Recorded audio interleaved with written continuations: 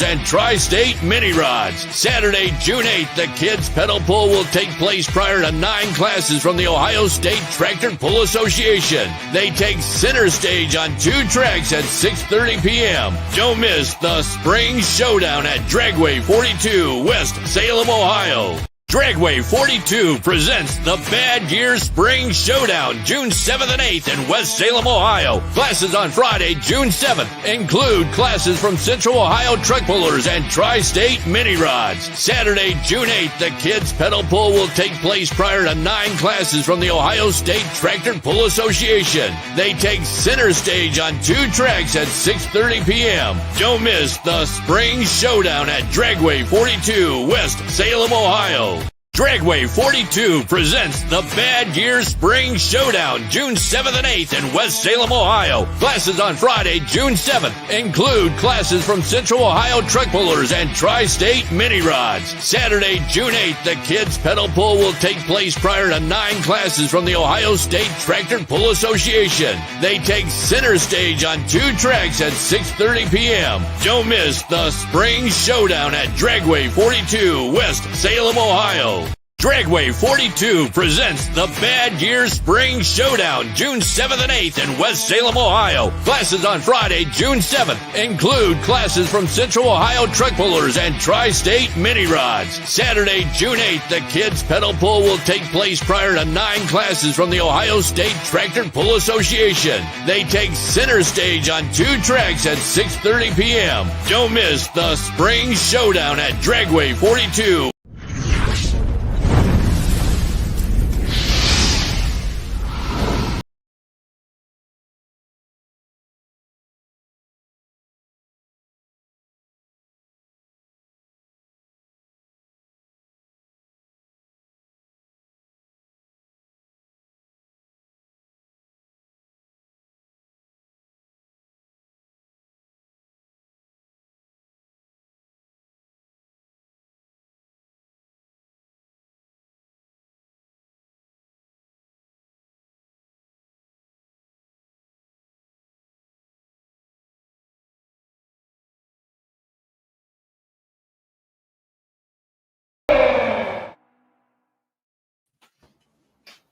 Hey, what's going on, everybody out there? Mike Idle here for Beer Money Pulling Team. Jason and Kinsey are back screen having some technical issues, but they will be with us just as soon as those get sorted out. I was joking with our guest and the green screen back here talking about how pulling, you've always got to clean some things out and lean some things out, and sometimes that happens on podcasts as well. So they'll get that off the starting line here very quickly and be joining us. But that being said, I am Mike Idle with Beer Money Pulling Team here with our guest Kyle Mitchum. Say it for me. I'm not going to say it correctly.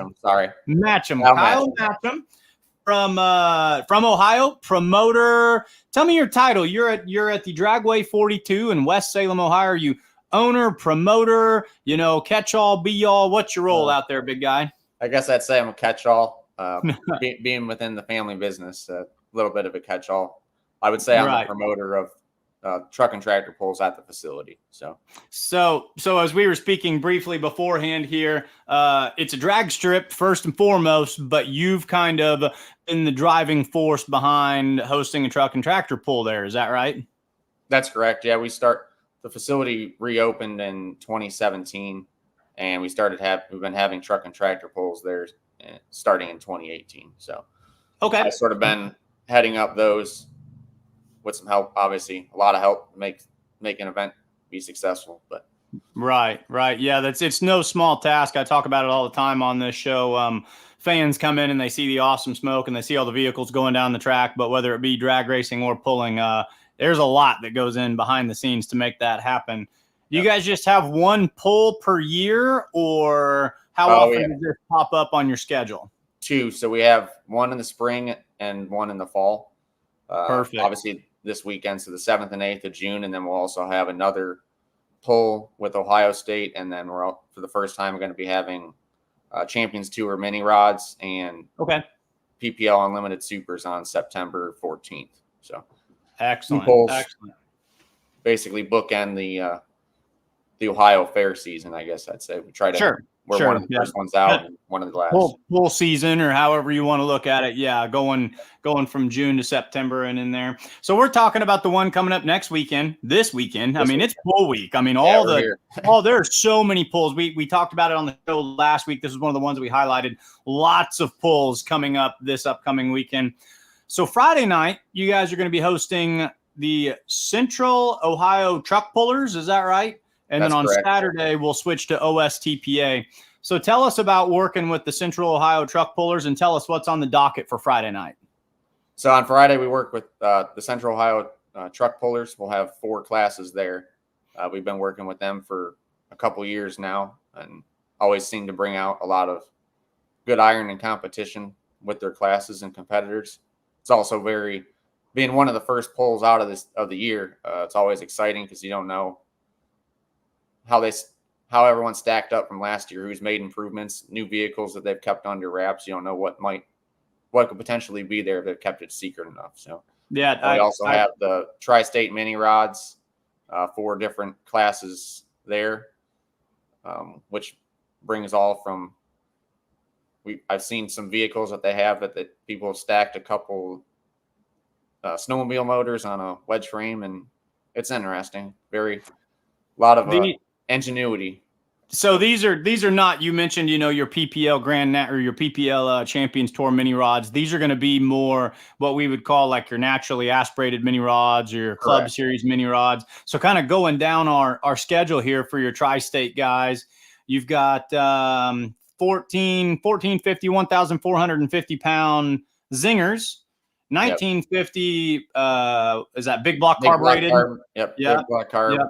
And then 1850 small block, 2050 open. Correct. But is it open small block? It's an open small block. Correct. Are all those classes I read off, all of them naturally aspirated? We're not going to look at any forced air or any chargers on any of these guys. There is some chargers, I believe, on this open small block side. Okay. Well, that'd be a fun little show. So at 2,050 pounds, that's at the same weight that the national level mini rods are running at. And those little small blocks are going to crank quite a bit of RPM. So you put a charger on those, and that could get a little wild for you guys.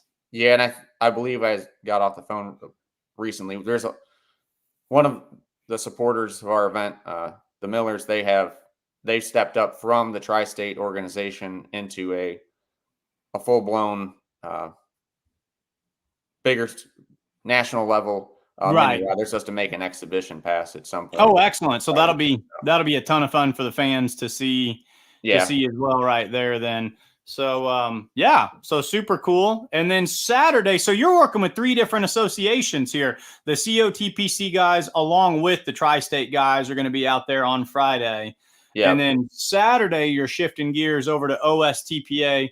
And OSTPA is one of the more predominant state level or regional level pulling associations out there. They do a lot of good stuff. So tell us about what's going on Saturday night. Correct. So on Saturday night, we have the Ohio State. We have all 9 classes, which is every class that the state offers, from tractors, trucks, obviously the fan favorite, the semis.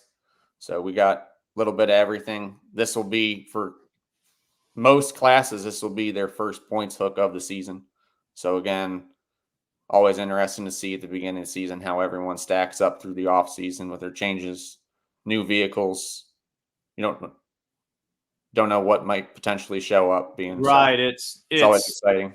Chapter 1. I wrote an article earlier today about a lot of associations opening up, and you can really look at a point season as a story, as like a whole script or a whole narrative.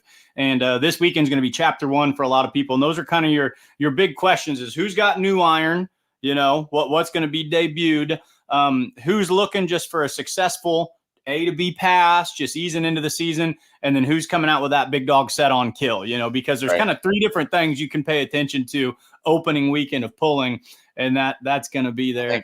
You'll definitely see that this weekend. We'll probably see all 3, right? Yeah. And it's funny how sometimes it's the A to B guys that come out on top, but then there's always that X factor guy who has it set on kill and pulls the damn thing, way out the money side. So that's why opening weekend's a fun time. You talked about the semis being a fan favorite, and holy moly, are they? Those pro stock semis.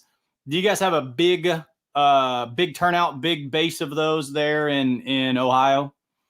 Yeah, just last weekend for the state had their first hook in Mile Branch, and they had six trucks there on Friday night. So state usually averages.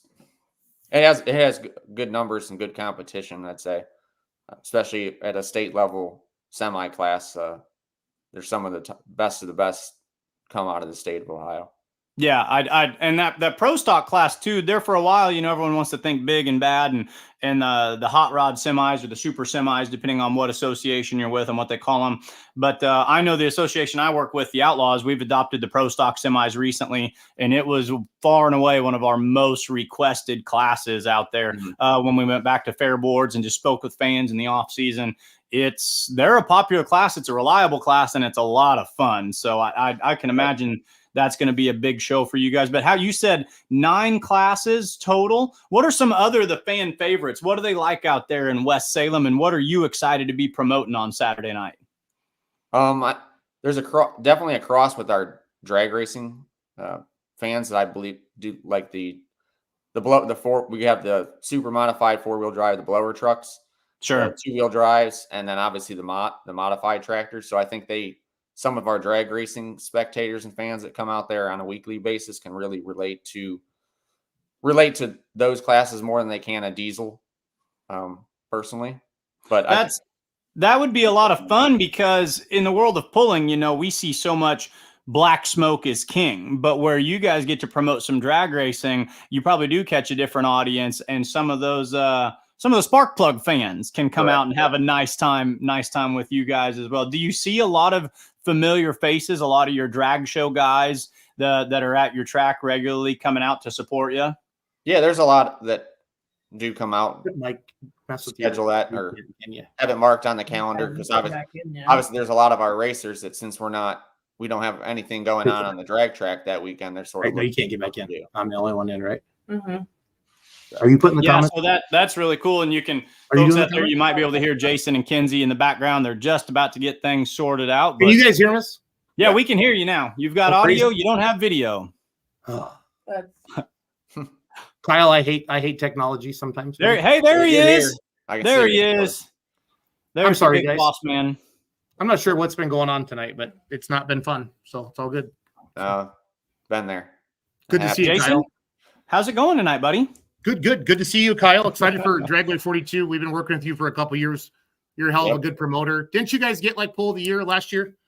Yeah, last year we were recognized for Ohio State's pull of the year in 2023 awesome. from the pullers. So try to really work on that. Try to make the experience best for everyone, from fans, spectators, pullers alike. So nice. How's the weather looking for this weekend?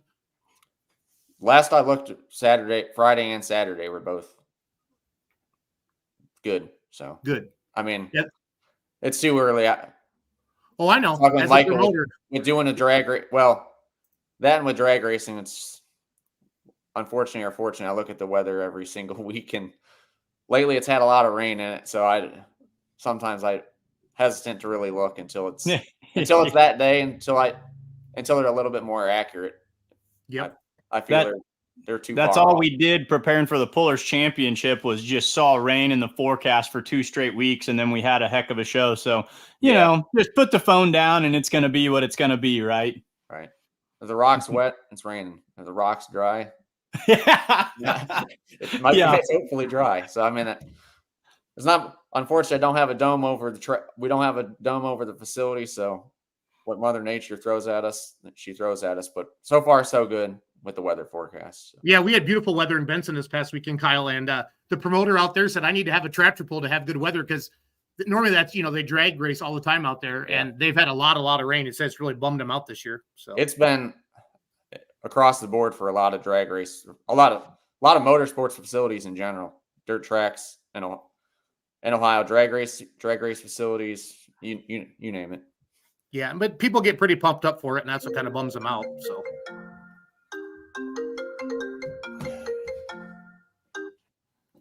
Well, good deal. Let's cover your event one more time. I'm gonna put the poster back up on the screen, and then we're gonna let you go, and we're gonna talk to Gabe. Let's see here, Kyle. If you want to kind of take us through everything again, just the main highlighted points, please, Kyle. So obviously, pull this weekend, Dragway 42 in West Salem, Ohio, Northeast Ohio, June 7th and 8th. Gates open both days at 4 p.m. We have camping. You can buy tickets at the gate or online, dragway42.com. That's about it. What's showtime? Give a shout out. Let the fans know what time showtime is. And what time starts on Friday at 7 p.m. And on Saturday it starts at 6:30. And then one thing I didn't hit on that forgot to mention was there's a kids pedal pull on Saturday. Free. You don't have to pay any admission to do the kids pedal pull. That starts at 5 o'clock, and the track supplies the kids sled and the pedal tractor. You don't have to bring. We got some calls about if their kids have to bring their own pedal tractor. No, we have that there. So that sounds good. No pedal pullers coming in on a professional toter. With the Montana license places or anything. Have it souped up, or pedals might be adjusted a little bit differently. Got to keep parity, right? Yep. Cool. Well, Kyle, we'll play your commercial one more time. Have a great night, and thanks for coming on tonight. Sorry we weren't on right away. Again, I love technology when it works, but good luck to you and all the pullers this weekend at Dragway 42. Thanks, Kyle. Thanks, guys. See you, bud.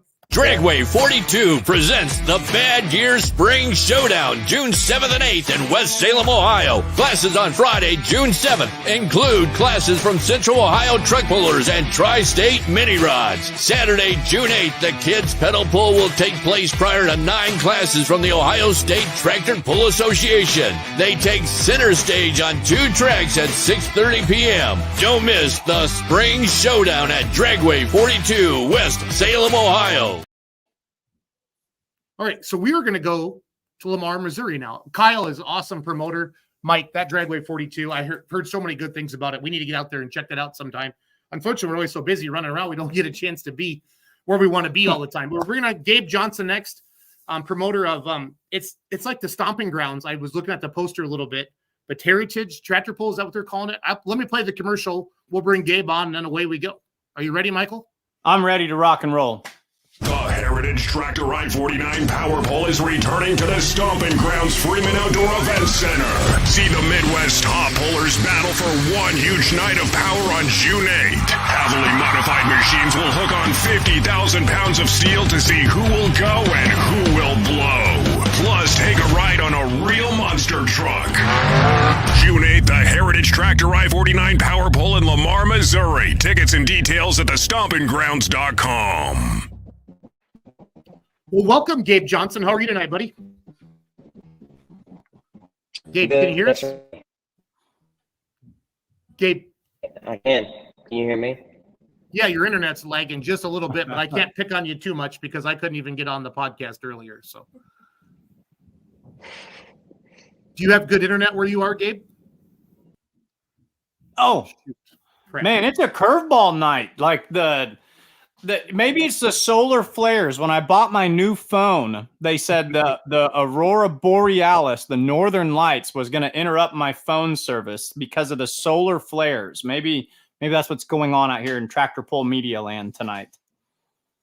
Can you hear me, Mike? I can hear you. Can you hear me? Yeah, just making sure. So. Yep. We're. I hope Gabe can get back on. This is the first year we've helped promote this Lamar, Missouri event. Let's bring the poster up on there, Mike. Yeah, we can talk about this a little bit. We talked about it last week, and I have no idea where Lamar is. I felt like a total heel because this is in the great Show Me state of Missouri, and I think it's way down there, southwest Missouri. So, if you're down south, go do some pulling. So June 8th shows at 7 o'clock. Gabe's back with us. Hey. So, Gabe, can you hear us now, buddy? Hey, thanks for having me. Yeah, sorry. Yeah, way better internet now. You probably had to go outside, I'm guessing. So. Yeah, I'm actually sitting in the bleachers right now. All right, cool. Oh, perfect. I like it a lot. Getting nice and set.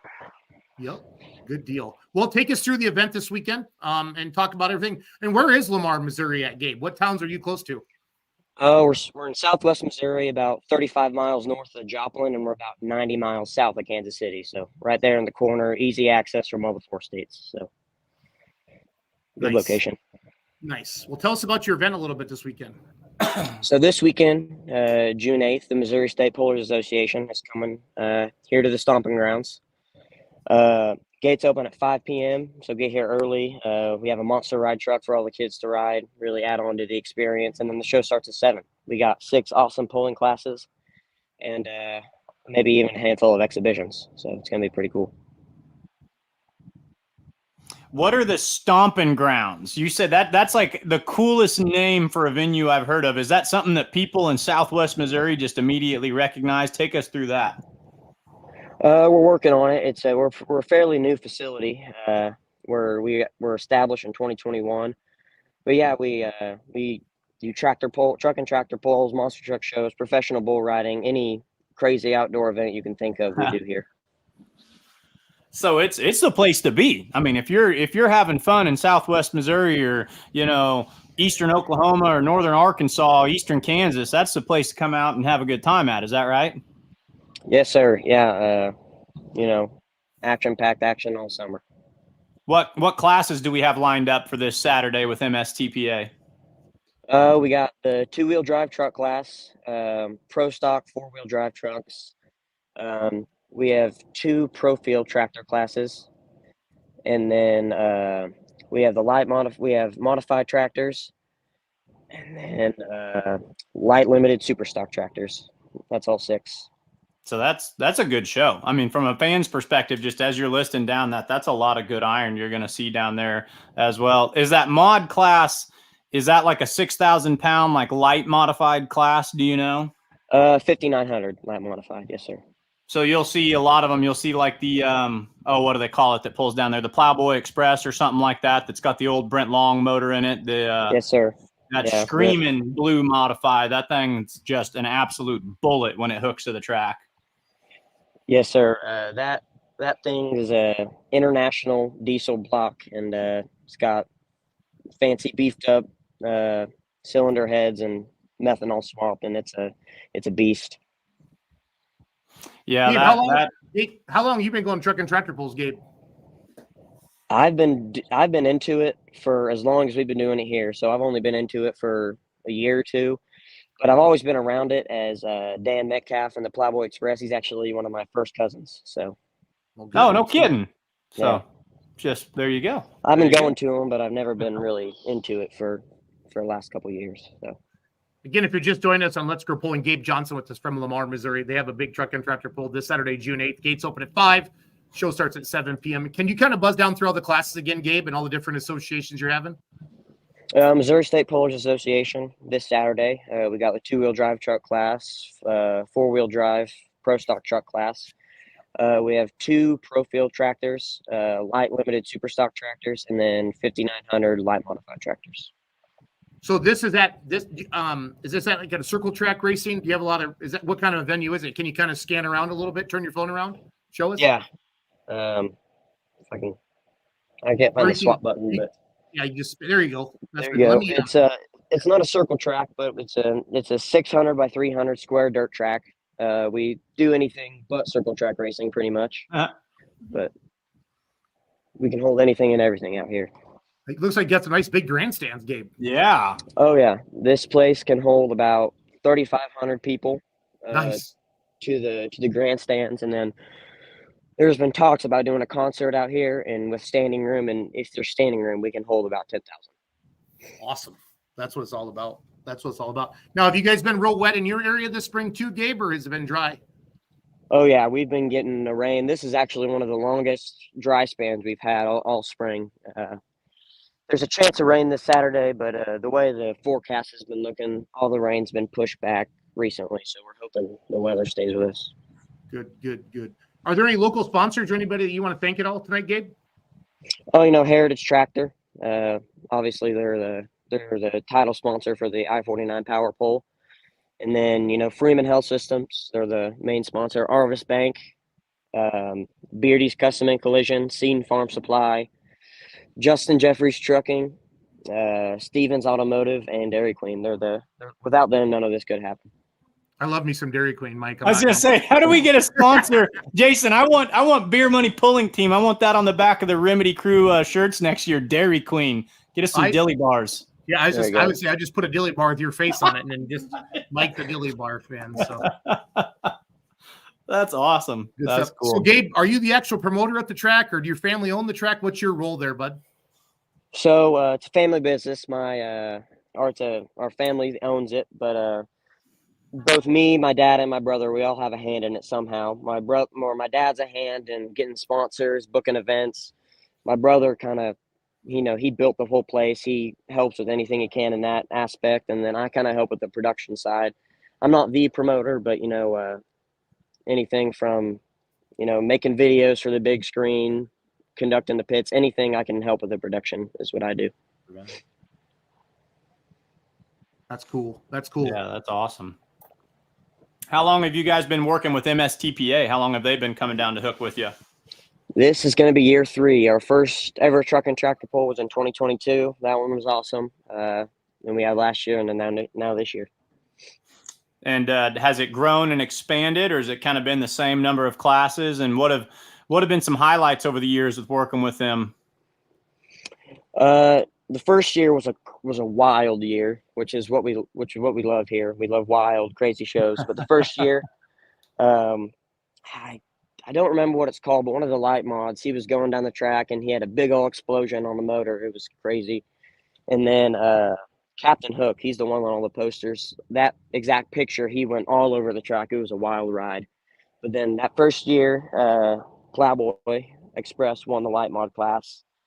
And then it's been so long I can't remember the other winners. But then last year, Scott Bracken won the light mod class. Yeah. And Plowboy, he was going down the track. We had just got him new nice graphics on his tractor. Most of the pictures of him are just the boring old blue, and we got him some nice looking graphics. And he didn't get the turbo spooled up enough and died on him. He only got about 150 feet, but. Yeah, that's a really fun class, and at only 5,900 pounds, that's not much to keep hooked to the ground, where a lot of those guys are probably flirting with 3,000 horsepower, 2,000 to 3,000 horsepower. I'd say they're probably making in that class. And a lot of those names are names that come pulling with us in the Outlaw from time to time at pulls like Wisner and some of our bigger ones, Bracken and the Plowboy Express. We've seen some of those. That's a fun class. So sounds like you guys have a great spot for it, and sounds like you have a great partnership going with that association down there. Have your crowds been good? Yeah, first year was a little better than last year, but we've been tracking on the ticket sales, and it should be a pretty good turnout this year. We're expecting about 2,500 people. Excellent. Steve, are there what other big pulls are around you throughout the year? What are some other towns that have big pulls? There's a little one in Carthage, which is just about 10, 15 miles from here, and that's the only other one that's close. I guess Missouri State does one in Nevada, which is about 20, 25 miles north of us, but that's the only close ones. And then obviously Missouri State does Sedalia, Tipton, all the Missouri ones. Awesome. Well, we hope you have a big crowd. We're going to let you go, and we're going to move on to our next guest. We're going to play your commercial one more time, and thanks again for letting us promote your event, Gabe. Hey, thank you guys. Thanks. Have a good night, bud. The Heritage Tractor I-49 Power Pole is returning to the Stomping Grounds Freeman Outdoor Event Center. See the Midwest top pullers battle for one huge night of power on June 8th. Heavily modified machines will hook on 50,000 pounds of steel to see who will go and who will blow. Plus, take a ride on a real monster truck.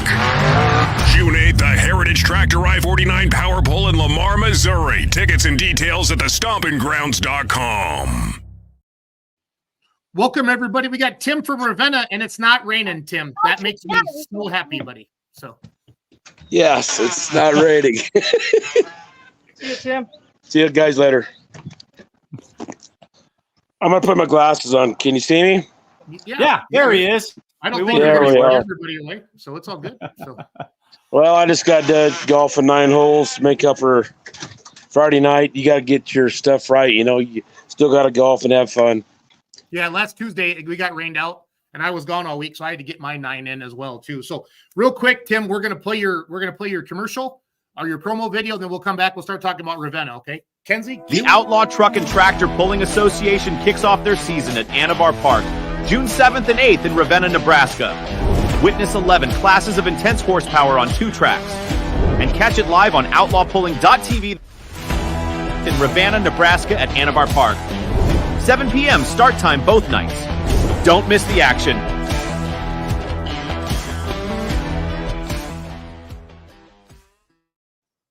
All right, sounds good, Tim. So last year, I mean, your event's a big deal for the Outlaw Truck and Tractor Pulling because it kicks off the start of the season, you know what I mean? And last year was so bummed out. I know you guys tried your butts off to get the rain to get in, but the rain was just seemed to be relentless on you last year. I would think everybody in the area is just itching, Tim, to fill the grandstands up this weekend for you. Well, the weather's looking good. You're right. It was very disappointing last year. I've been on this committee for over 30 years, and I've never been rained out both nights. We put a lot of work into it. And anyway, we'll have everything ready this weekend. We'll be ready to go. And hope we have a good showing for all the tractors and stuff because we're ready to do it again. I hope the fans will be here. I don't know what to expect. We're doing everything we can to make it work as good as we always have. Yeah, we've been hammering it everywhere on Beer Money and Outlaw Facebook and everywhere we can to get the word out about it. Tim, how long have you been helping with the pull, promoting that event out there? Over 30 years. Okay, is there a group of guys of you or a couple of you, or how did it all start? Well, when we first started, there was a huge group of us, you know. I was one of the first ones with about 30 of us, you know. But now most of us are getting into our 60s, and we're losing a lot of guys because they want to retire or death, which is not good. We're trying to get some young kids involved. I can find enough guys to help the day of the poll, you know, like me and Gary Barrett and Rick Barrett and Bill Barrett, Mark Stanley, just 5 guys that have been in it a long time. We're the ones that are still trying to keep the glue together for everything. Yep. No, and it's tough. I always tell every puller they should promote a pull once, Tim, and then they're going to find out how much work it is. It's incredible. It's not just 2 weeks before; it's literally all year round, Tim. So yeah, we started clear back in January. Yep. And you know, I had a busy spring. I had a daughter graduate. Get your next one ready. Have you ever pulled, Tim, yourself? Well, I did some antique stuff years and years ago. Nice. But no, I've never been on a tractor, and I'd love to someday. Yeah. We should talk to that Gary Barrett guy. He's got that high stakes horsepower, Tim. I think you should. That's what I was thinking. Would you drive a John Deere, or is that against your religion?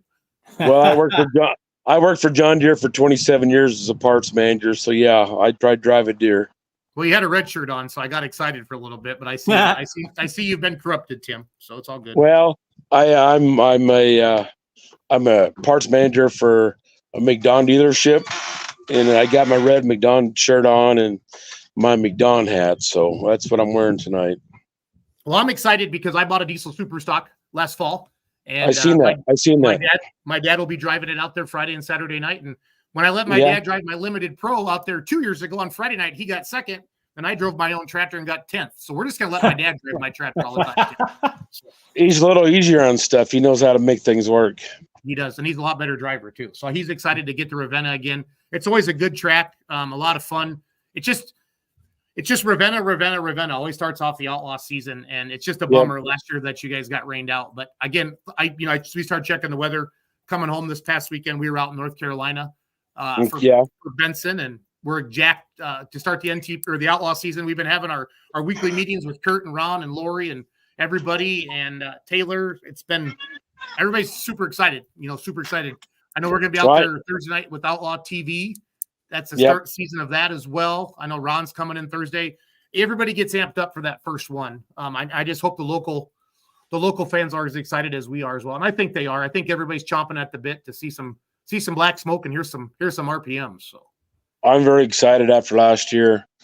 It's nice seeing you guys again every year. It's really exciting for me. I've known, Lori and for a long time with the Outlaws, and it's fun visiting with her and her husband and everybody that comes in. It's a lot of fun for me too. Mike, what are you most excited about Ravenna?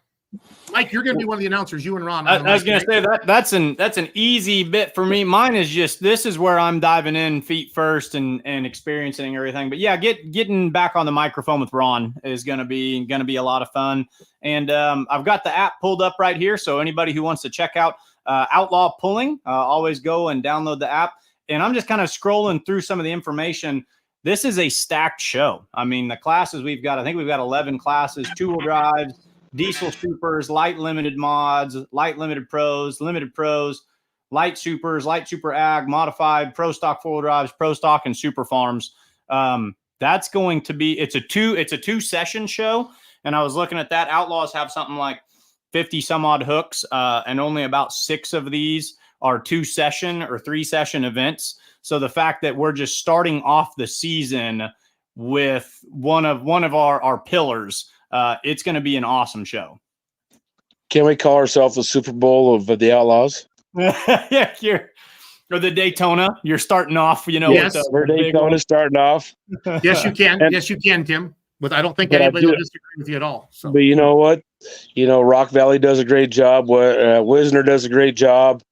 There's some big pulls out there, and they got their work cut out, and we do too. But we try to make it a good pull. I like another thing that I like about this, and I talk about this with the Outlaws a lot and kind of what the Outlaws mean to me. The Outlaws do a really exceptional job of bringing truck and tractor pulling to a geography, to a part of the United States that doesn't always get to see pulling. If you're in Ohio or Indiana, there's a pull everywhere. You're pretty far west. I think you're almost as far west as we go all year. This is going to be one of our farther drives, and to me, that's great because it's an opportunity for people from central Nebraska, and I know Meisinger's from Kansas, almost Colorado. That's one of their closest. He's from Goodland. Yeah, he's got a ways up here, about 3 hours. So some people who don't always get to see truck and tractor pulling, this is a great opportunity. If you're willing to take a couple of hour drive, come to Ravenna, because pulling doesn't always get out there into those big plains areas as much. And I think the Outlaws does a great job of that. And Ravenna is going to be an awesome opportunity to go see some big time pulling. And we got a lot of local guys that pull Outlaw. They've done a tremendous job over the years too.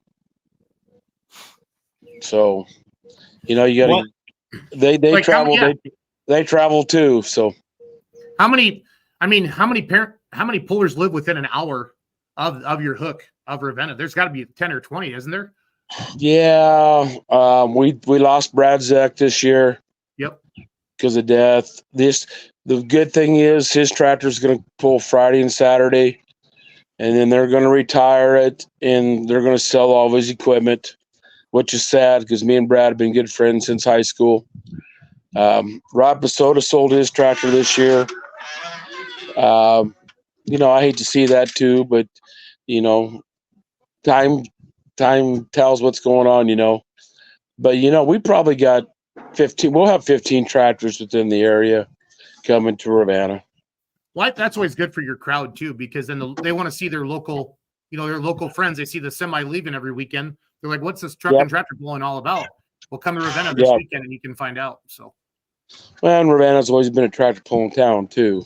Yep. And I just want to keep the tradition going. I remember when I was a young kid, back when I was 10 years old, 50 years ago, I'd go to all them pulls and had a lot of fun. And I remember, like you said, my dad had some old antique tractors, and he'd let me on them when I was like 10, 12 years old. We had some old John Deeres, and I pulled them down the track, and and it stuck with me, and I still love the sport a ton.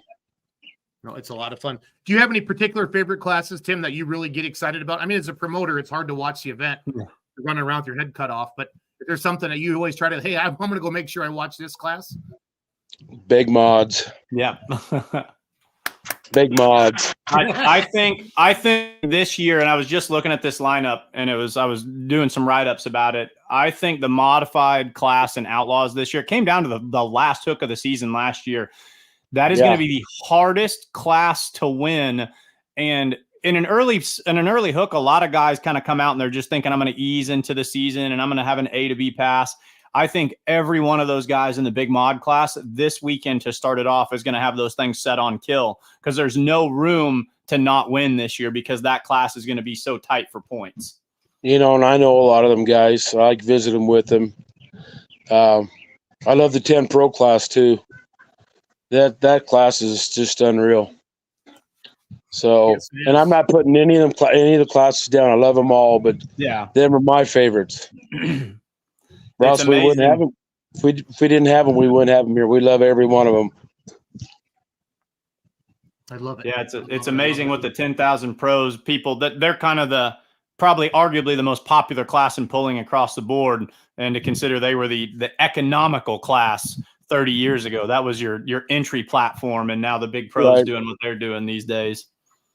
Yeah, I remember when, we're talking, say, 40 years ago when the bush pullers pulled down in Lincoln, people are running 4440s with cabs on them, That just tells you how far safety and everything has come since then, and boy, you got to have safety. What's going on out there right now? Yes, it is super, super important. Super, super important. Hey, Tim, who are some sponsors you want to thank before we let you go tonight? Well, we have a lot of, farmers co-op out here with all their folks with chemical companies and stuff. They help us out a ton, and every local business in town gives what they can. They support us. I mean, they may not give a lot, but they give what they can, and that's all we expect. And we want to give back to our community. That's the main thing. Yep. No, that's what it's all about. And with an event like this, it does so much for a community. It brings. How big is the town of Ravenna itself, Tim?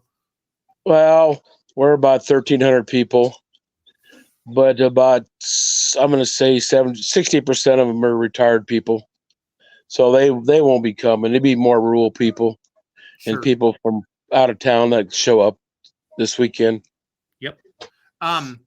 We have a question from Cole Lundell. He's a big Outlaw fan. He says, with how long the pull in Ravenna has been going on, what seems to be the fan favorite class that you've seen from promoters from your perspective over the last 30 years, Tim? Boy, I don't know. That's a tough one.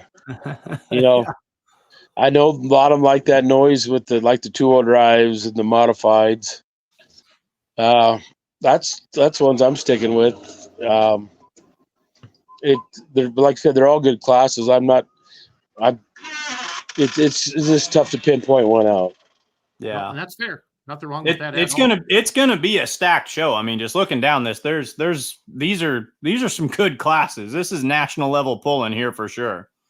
You see a lot of these guys pulling Louisville the last 2 or 3 years, so it's good classes. Oh, sounds good. Sounds good. Well, Tim, thanks for coming on tonight. We appreciate you. We'll see you this weekend. Yeah. Let's fill those stands up and let's have a good time. No, I'm glad to talk to you guys tonight, and we'll see you this weekend. Yep. And I think you're coming on Outlawed tomorrow night with Ron, right? Yeah, I'm coming on with Ron like 7:30 tomorrow night. Yes. Perfect. All right, buddy. Take care. You bet. The Outlaw Truck and Tractor Pulling Association kicks off their season at Anabar Park, June 7th and 8th in Ravenna, Nebraska. Witness 11 classes of intense horsepower on 2 tracks. And catch it live on outlawpulling.tv in Ravenna, Nebraska at Anabar Park. 7 p.m. start time both nights. Don't miss the action.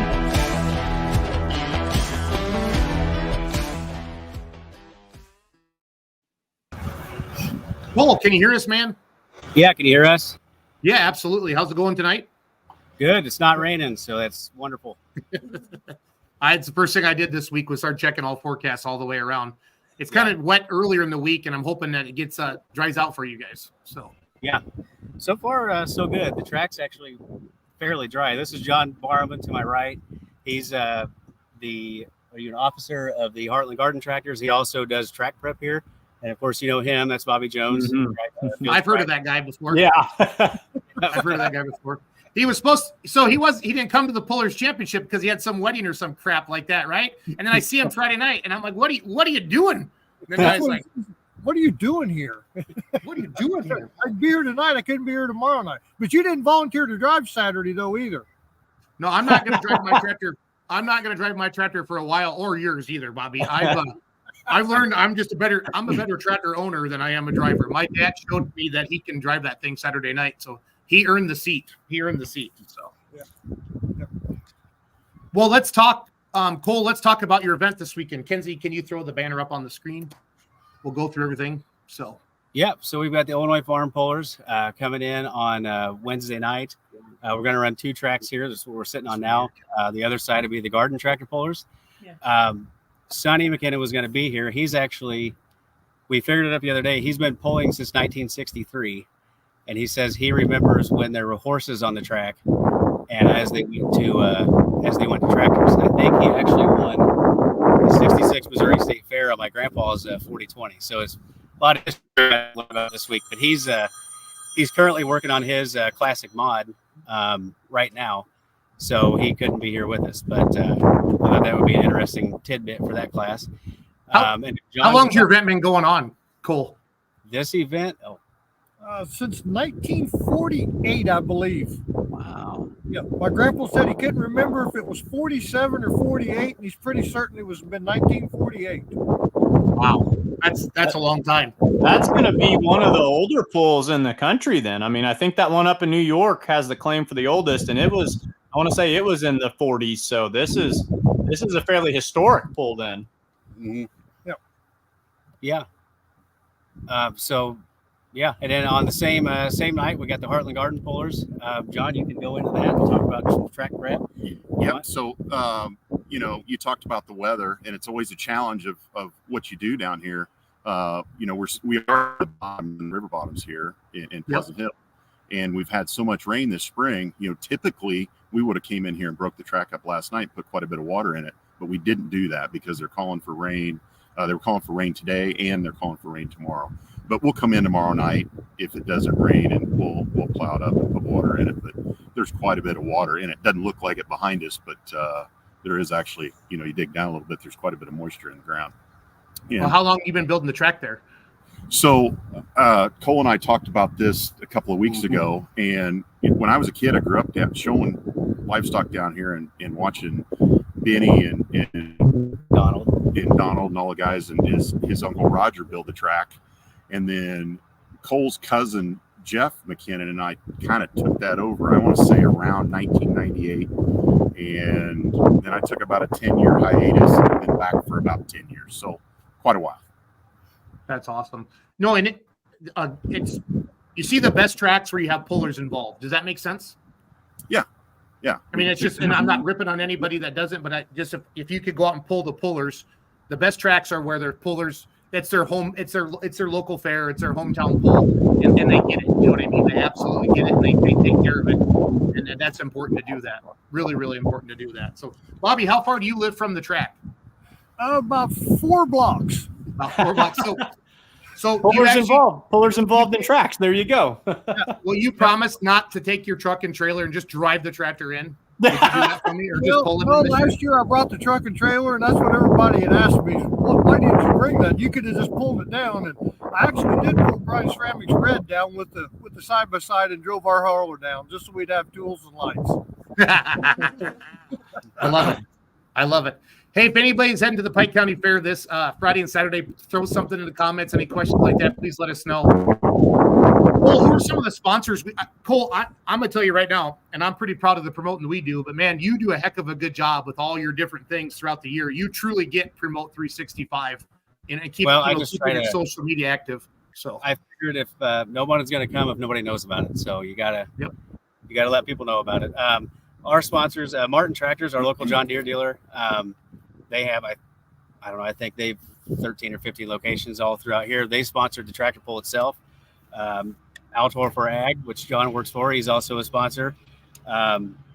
We've also got we have a pedal pull. We're going to try something this year where we have old box seats that we don't use. So I built a sled and a couple of pedal tractors.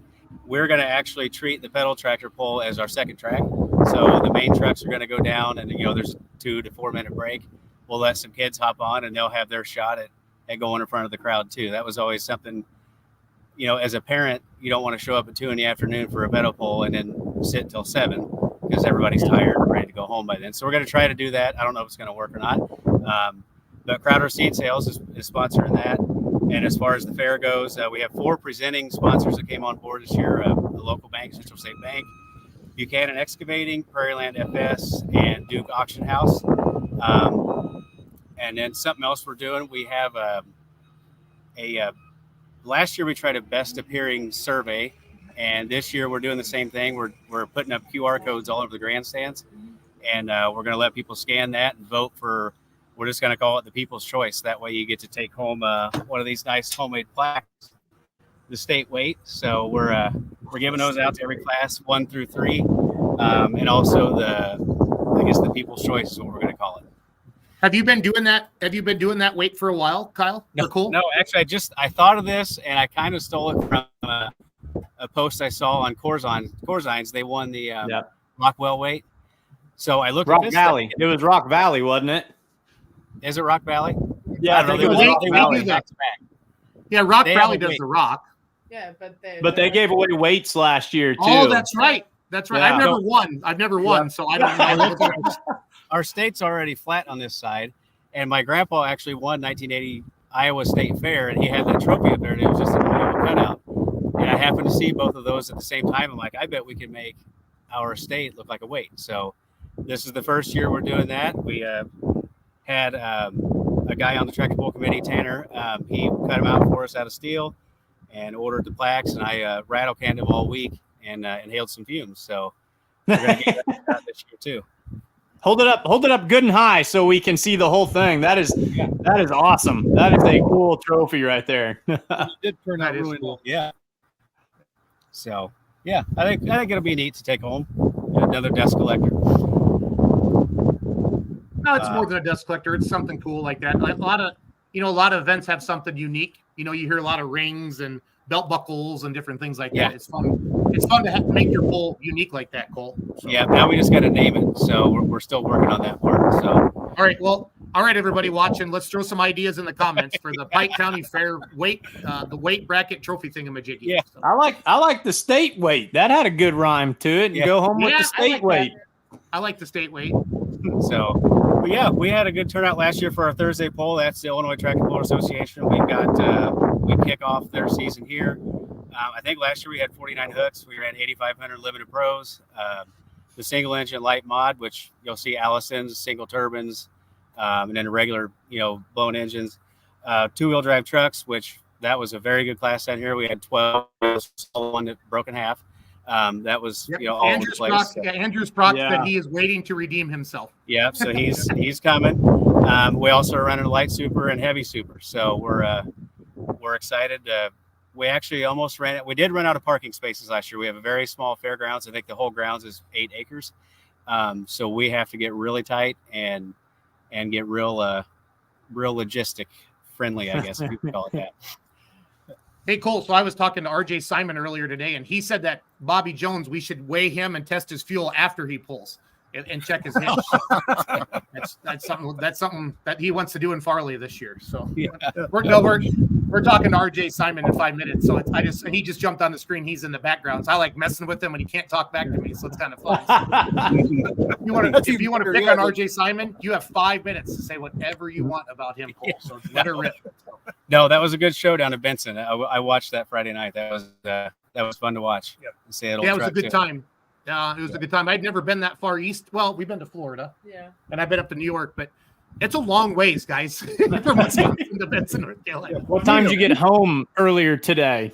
3 a.m. 4. Yeah, Kenzie got home at 4. So we left at 6 a.m. yesterday, and we flew out, but then we drove back the full pull live trailer and the NTPA scoreboard and all the stuff that had to come back to get to Farley. So yeah, but we saw the beautiful mountains and we saw many states, Cole. It was a great time. It was a great time. But it's okay. No, it was fun. It's great to get the season started. Cole, for you having an early hook like this, do you see better numbers? Because sometimes you're up against that guys aren't ready yet. But if you get late in the year, a lot of guys are broke. What are you feeling for numbers? It's hit and miss. So this is only my second year doing this. And last year I was told probably don't do pro stocks because there'll be a lot of work going on still. it's good because everybody's excited to get back out on the circuit and get going. It's also good because it's only like I think we're going to be 80 and sunny at the high this Thursday. That's same awesome. with Wednesday. I think it's 80 and sunny.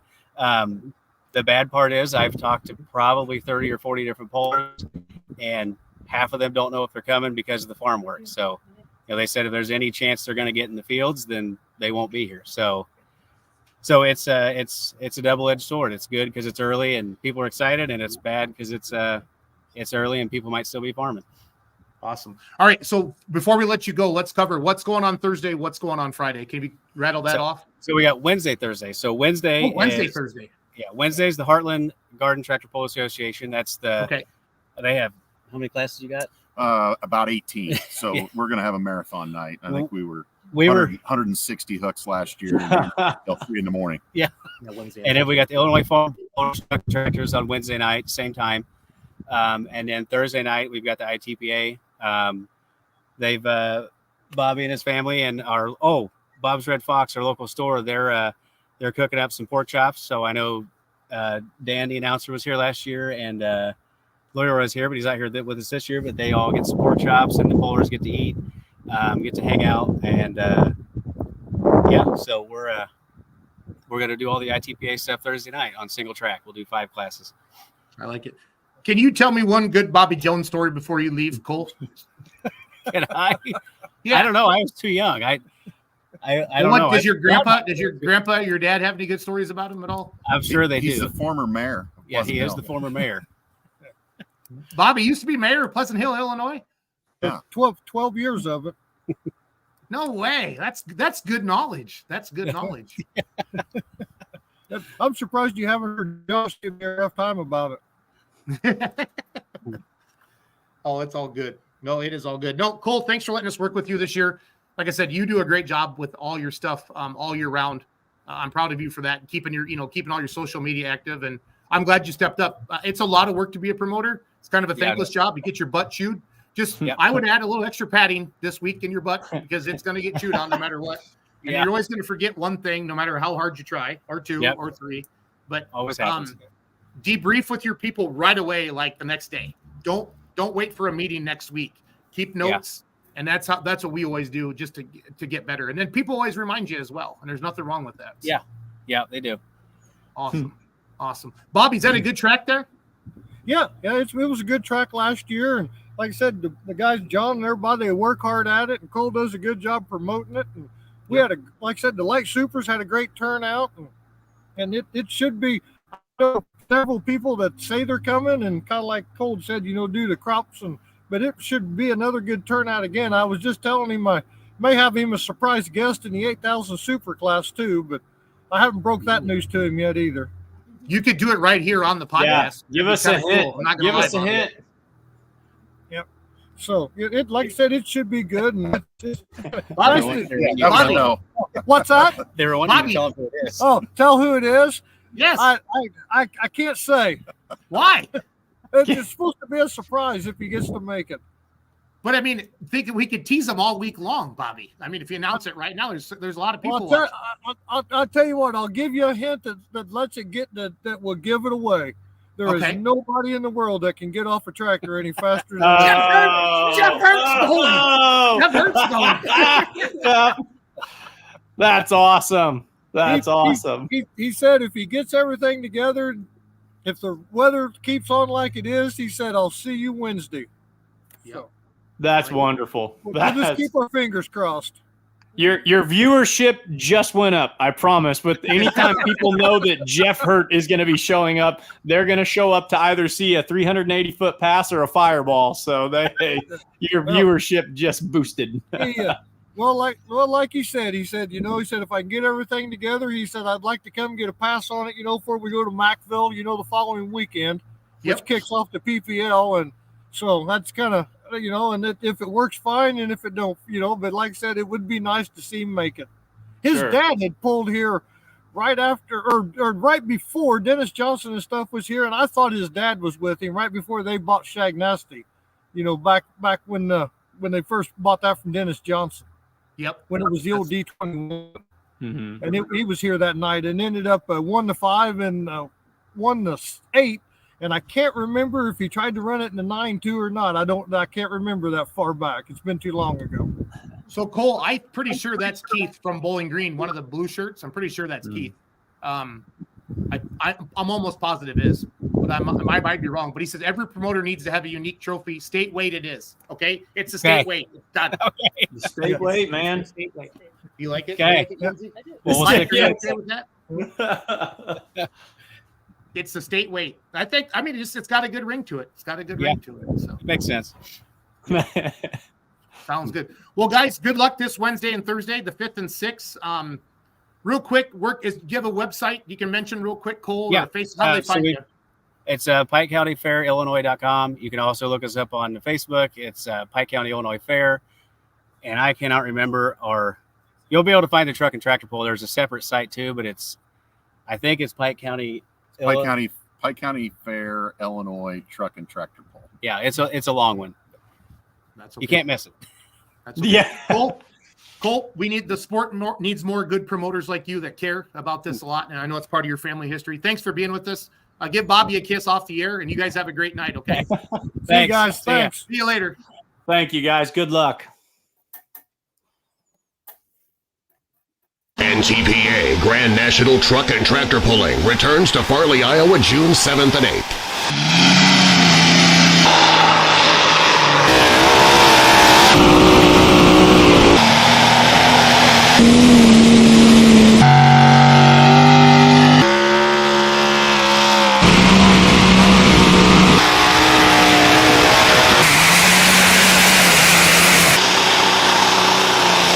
Farley, Iowa at 300 Raceway. See you at the track. Welcome, everybody, to Let's Grow Pulling. We're at hour number 2. RJ was coaching baseball. Were you coaching baseball or just watching baseball, RJ? Just, I was supposed to go to practice with my kids, but then work got in the middle of that. So I understand. Yeah. But thanks for taking the time. We have as much time as we want, RJ. You're our last guest of the night, and we're excited about the Farley Nationals this Friday and Saturday at 300 Raceway. But first of all, shout out to you and your family again, your pulling team this past weekend. You drove your dad's truck, and you said Dan Mayer said that was the first Grand National win in 41 years. And dude, you had a hell of a pass because you had didn't you? Well, no, did you have first hook and turn it down? Yeah, you did, right? And you came back. Yeah, I had first hook, and that was only the second pat I made. I hooked that thing at the Pullers Championship there Friday night, and heard a push rod, and we didn't want to thrash it back together and risk hurting it because we kind of knew we were going to maybe run it the season. So we took it home and worked on it, and then Larry and Lisa Peterson said they'd take it to Benson for us. So that was a huge help. So they did that for us and got it down there, and we drew lucky number 1, and Larry was actually second hook. And, we went like 310, and, it felt decent, but I'm like, it's going to get better. I'm a puller. I knew that with the sun was still kind of up. I mean, it was going to get better. So we went ahead and dropped it to last and came back, and, the number was in our favor. I mean, the last hook was definitely a huge help. No, that was a marathon of a class too. There were close to 20 or over 20 four-wheel drive trucks in that class. 23. Yeah, that was. Yep.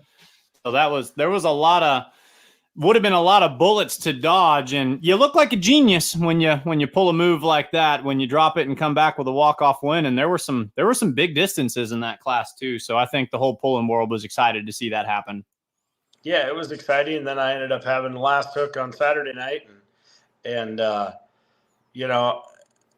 knew it'd be hard. I drove it right on Friday night. I was very soft on it, almost to where a lot of people thought too soft. Well, then Saturday night I got in my own head and I drove it just a tick too hard. Yeah. So, and I was trying to find that happy medium between where I was at Friday night and probably where I ended up driving it Saturday night, but I still salvaged a 6th place out of it. So I'm not unhappy with it. It's still a steel body truck, stock truck, Chevy truck frame underneath. I mean, it's not a tube chassis by no means or nothing. So No, that's a good deal. That is a good deal. And the light mod, he won Friday night and Saturday night. So congratulations on that again. And then Thanks. Brent got first in pro stock on Friday night. And I think that he finished top 5. He got first and second on Friday night. Yeah. Yep. Yes, he did. That's right. And then, yeah, I think he got 5th on Saturday night, I believe. So yeah, that track really dried out on you guys fast with the wind coming up Saturday night. I could really see it in the minis and the. I even talked to Chad Mackey after the pull, and he said that wind came up and got him. So, but you could definitely see it for you guys. There just wasn't enough moisture in deep. I mean, it takes a week, especially in them temps to really put water in, and it definitely is tough on that dirt because if it gets dry at all, it just turns into powder dust. Yep, and it sure did. Yes. Cody says nothing wrong with the stock frame rail steel square body Chevy. Yeah. Nope, sure not. No, that was my dad's original first truck that he built, like as a super mod 4-wheel drive. He had stock pickups he pulled before this one, but this is still the original. It's never left our possession. It's always, my dad's always had it since I was a little kid. It's been stored in multiple different sheds and locations, but it's always just been sitting here. And it's been here. And Dan gave us the facts that it was 41 years ago it won a Grand National Hook was the last time, so it's kind of cool. Well, let's jump to go ahead. Sorry, Mike, go ahead, buddy. No, I was going to go off on a tangent about that, but does he keep all those records himself? I was thinking about that today. Did he just go on a mission at one point in his life and is like, I'm going to compile all of this, and now he just adds to it every single weekend? Yes.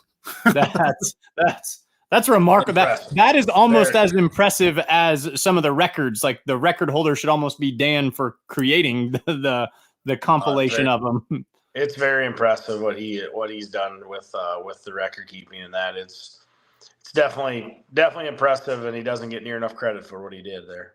No, he doesn't. But he's a humble guy. He's one of the best announcers ever. His voice is smooth, and he's so knowledgeable, and just a great guy. He doesn't have to take a lot of notes.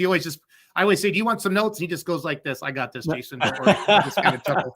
So I kind of chuckle about that. We're really excited this weekend. We got the Farley Nationals here in Farley. I'm right here in my office at the trucking company, and literally right behind us is the racetrack. We got the racetrack right there behind us, and we put a pulling track right down on the inside the front stretch. It's on, I guess I call it the apron. And it's built up about 4 feet in the air. There's not a bad seat in the house. Great bleachers, sky boxes. There is a few sky boxes still available. If someone does want a box seat, reach out to us. 300raceway.com. Just find our contacts there. Show starts Friday night at 6:30. Saturday night at 6. You can message us on Facebook. Yep, right there.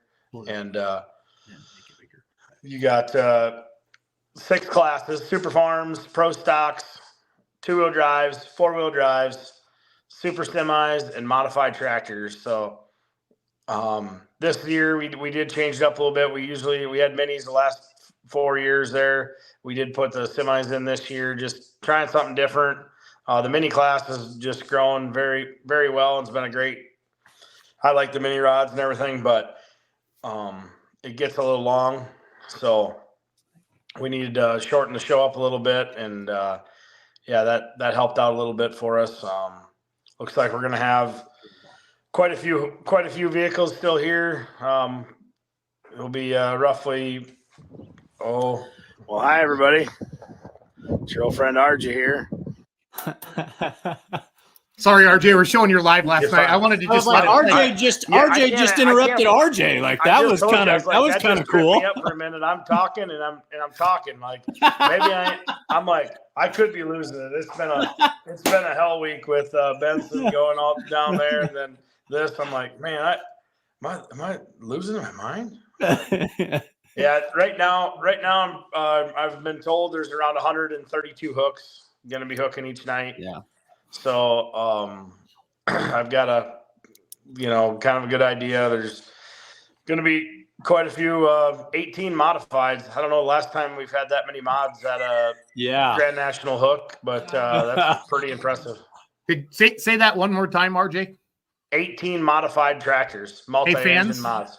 Hey fans, those are Bowling Green type numbers, and I'm not making that up. So in a mod, I don't know. I mean, I wish I get 2 more tractors because I'd like to know the statistics on 20 mods at an event. I think it's been a while. So somebody call Dan Mayer. He could tell you the last time there were 20 modifieds. Hey Siri, text Dan Mayer. No, I bet he knows it. I asked him a question at the Pullers Championship. 20 modifieds at an NTPA Grand National Truck and Tractor Pull. I put him on the spot live on the microphone, and I asked him a question, and I thought I would just get one of those fun, like, oh, you know, that's a good one, but like didn't miss a beat. Immediately answered it like factually. So he'll probably text you back with a legitimate answer to that. There's 11 super semis coming, so that's pretty good numbers for a semi class. Yeah. So starting out the point season, 21 super farms, 20 pro stocks, and a whopping 25 4-wheel drives, and then 37 2-wheel drives. 37. So everybody wants to see RJ. So yeah, or everyone wants to come here and beat me on my own track. Gosh, I guess one of the two. So, which is probably both. Probably both, RJ. Yeah, I agree. But no, we're super excited. I mean, as you can tell there in my live, that's the pulling track just below that concrete barrier where the signs are. Yeah. If you back it up just a tickle there, but RJ, do you want us to play the whole video and just let you talk? Is that cool? Yeah, do that. Yeah, let's just do that. No live video. A live. I don't think I cursed on it or nothing. But hi everybody, it's your old friend RJ here, 300 Raceway, doing an old live video showing you all the action going on here to get things ready for this weekend, Friday, Saturday night.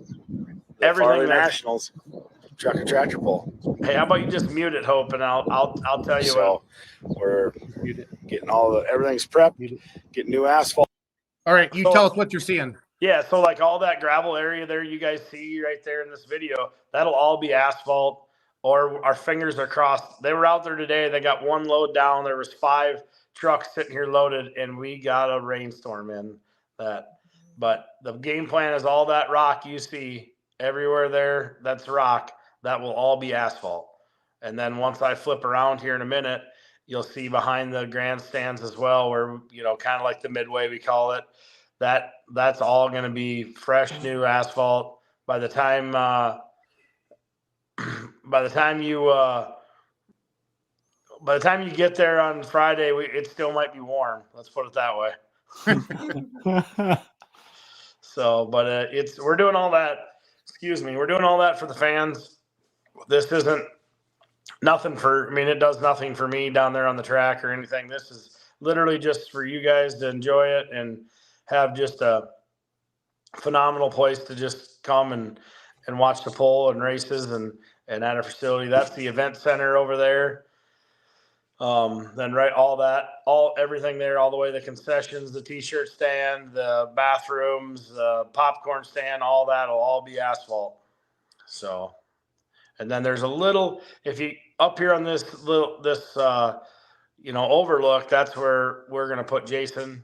There's a little tiny square spot about 3 foot by 3 foot. He's going to be in that because I already was told by other announcers, they're like, we do not want him around us. He is just bad. No, I'm just kidding. But, those are the Schultz shingles. That's where he's going. He's going up on the shingles up there, the Schultz shingles. Yeah. He's afraid of heights. I didn't know that. But no, it's going to be a good time. So right where that trailer is sitting, just to the right of that is the where we sell the beer and liquor out of and stuff like that. So you'll be able to you can hang out there, watch the pull, and then that's the Milestone Event Center there. We got Saturday, actually, we got starting at noon. We got a couple different bands coming in before the pull. So Saturday, if you're here camping, because we do have camping available. The full hookup campground is currently full, but if you want to come, bring your camper, you got a generator or a tent or whatever, there's primitive camping that's available, and there's quite a bit of it.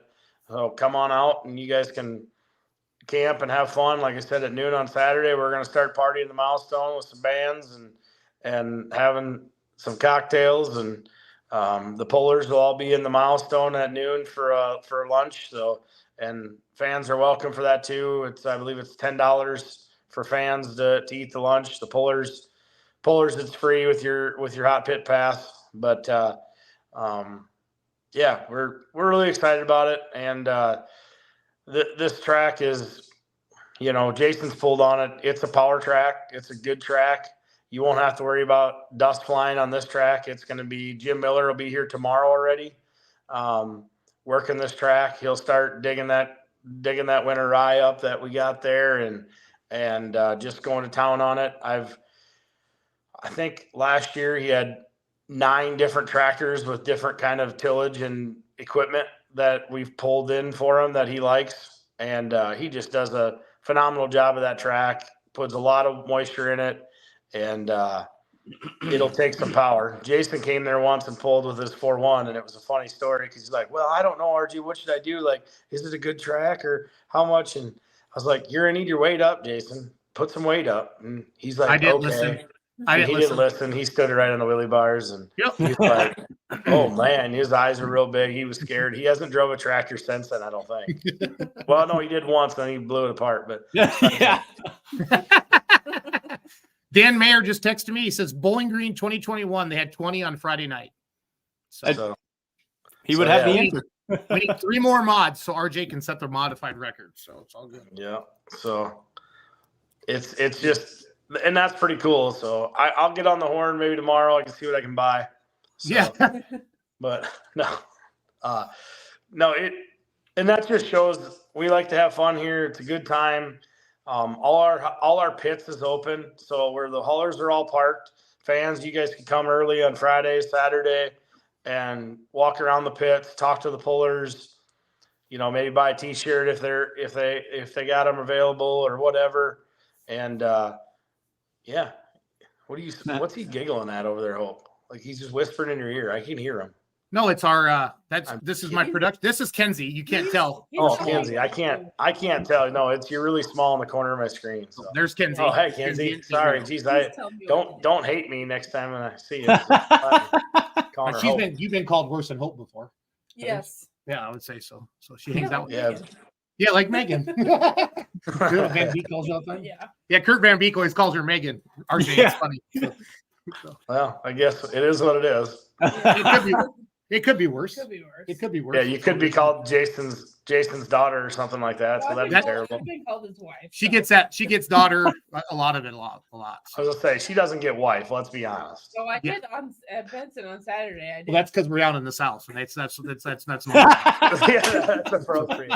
I'm the same age as your dad, basically.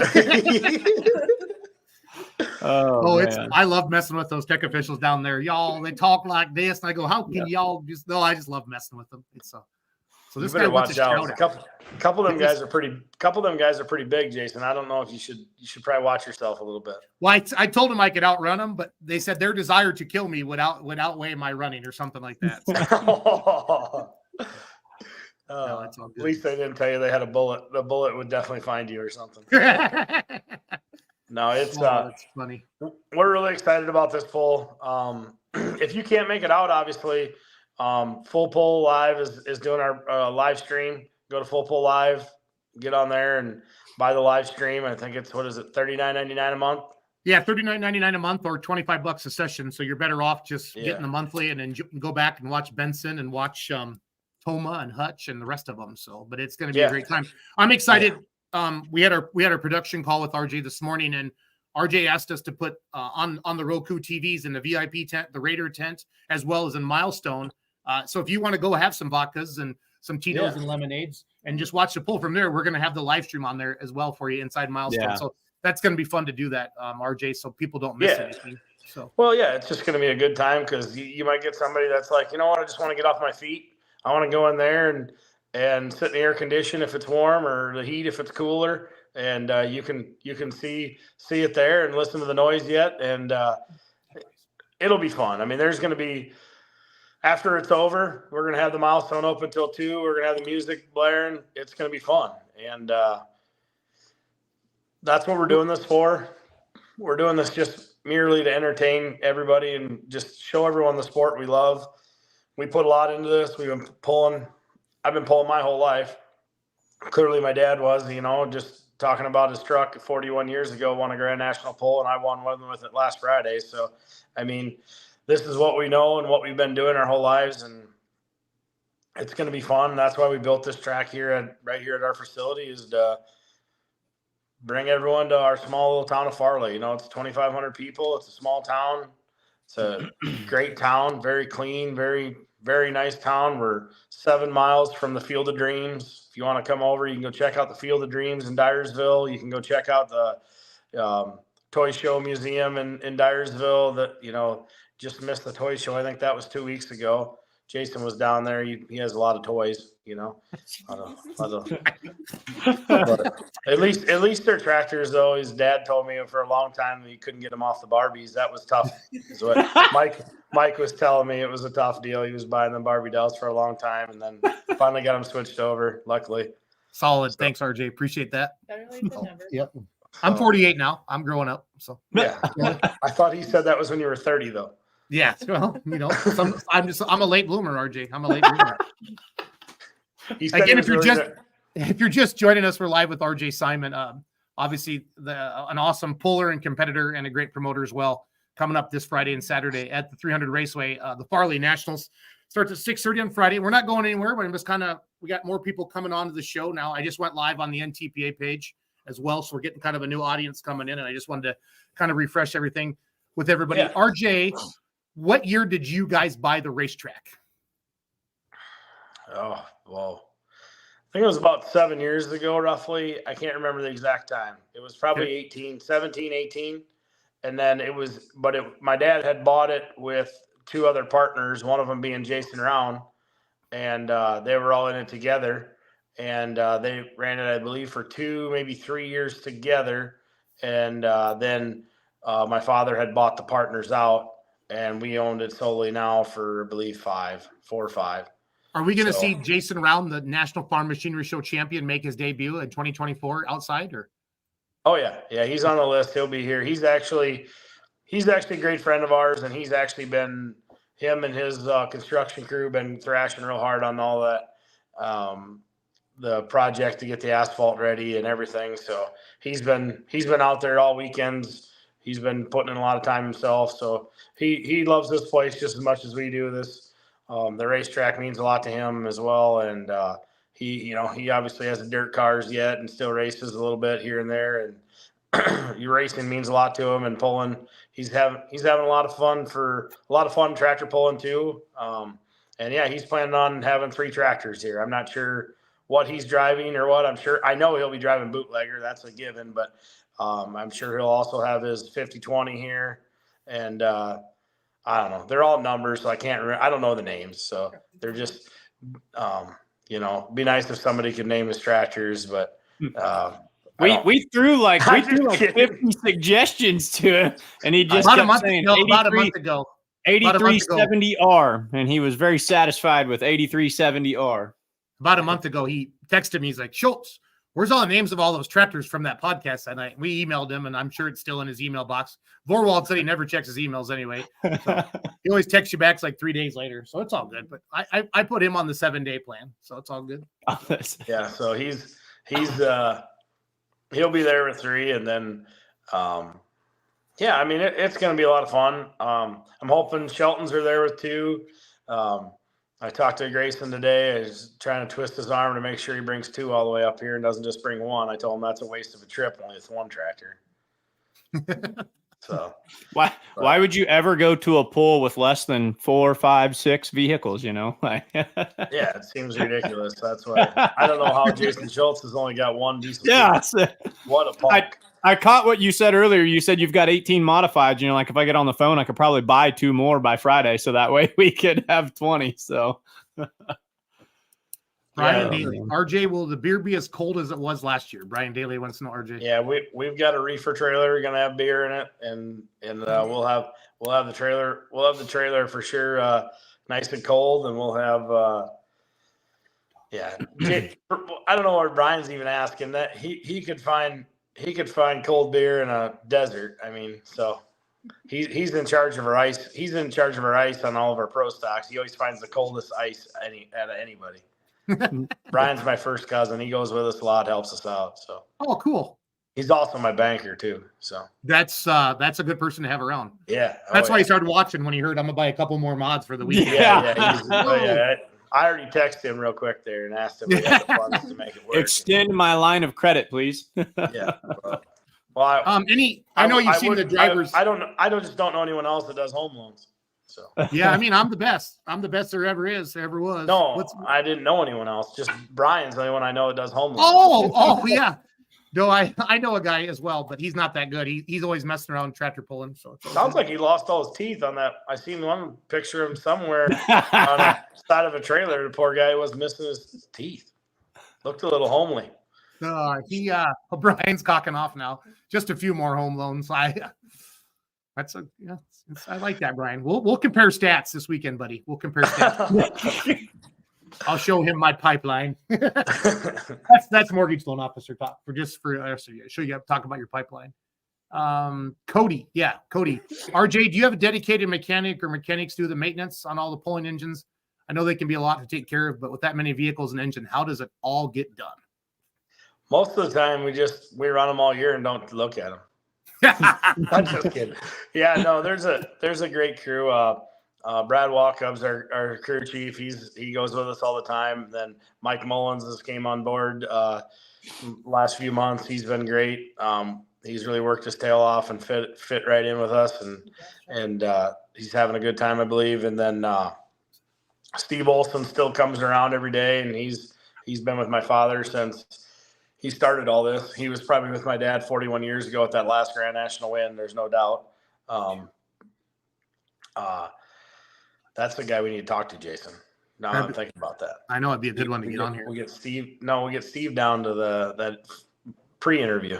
But sorry, didn't mean me and Jason went on a tangent thinking about other things. But no, that's good. Just give me a list. We got you. And then so he's there. Jason Waters has really stepped up helping on that semi. But we're a firm believer that the pull is won in the shop. We spend a lot of time in the shop. I mean, when we roll them out to go to the shop, go to the pull, we try to have them 100% and ready to rip. It's a lot, they're back there taking care of a 4-engine mod, and Brent's pro stocks are there. So there's 3 pros in there.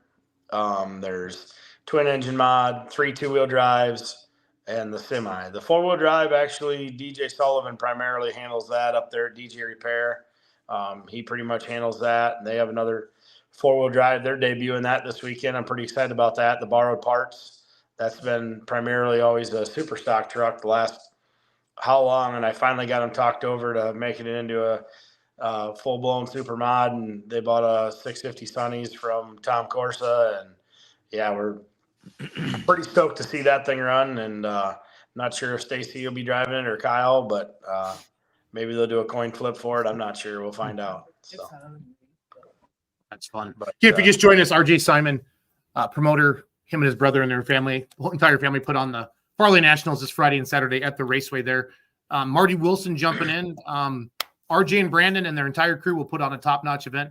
Please attend. It will not disappoint. So that's well said. Marty goes to quite a few pulls a year. Probably not quite as many as you, but he's a crew chief of many teams. So many teams. Quite a few. Yeah, actually, Marty just texted me right before this, so we were talking a little bit about something else. But yeah, great people, and this sport's just full of awesome people, and that's why we do it. We love it. We love to have fun. My dad used to always say we're friends until the chain's tight. When we're chain's tight, we're competing, we want to win. And then when it's unhooked again, we're back to being friends. So it's definitely we have a lot of fun. Got a lot of really good friends in this sport, and that's why we have this event. I mean, there'll be a lot of pullers that'll stay here all next week and then go on to Hutch, and or Toma. So a lot of people leave their rigs here and then go maybe fly home or drive home, and then they'll come back and then go to Toma. It's a good time. You won't want to miss it. I can promise you'll have fun. It's just a good time. I mean, we're gonna hustle the show through as fast as we can. I don't think you're gonna find a faster ran show. We're gonna have way more equipment on the track probably than you see at a lot of places. There'll be lots of rollers, tractors, box blades.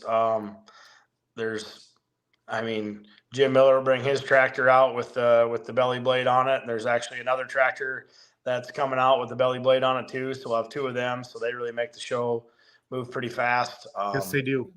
Our goal is just we want to have this show run as fast as we can, because we don't want you fans in the stands just being bored, because I know how annoying announcers can be. I mean, sorry. I can fill dead airspace. So if that's ever an issue. But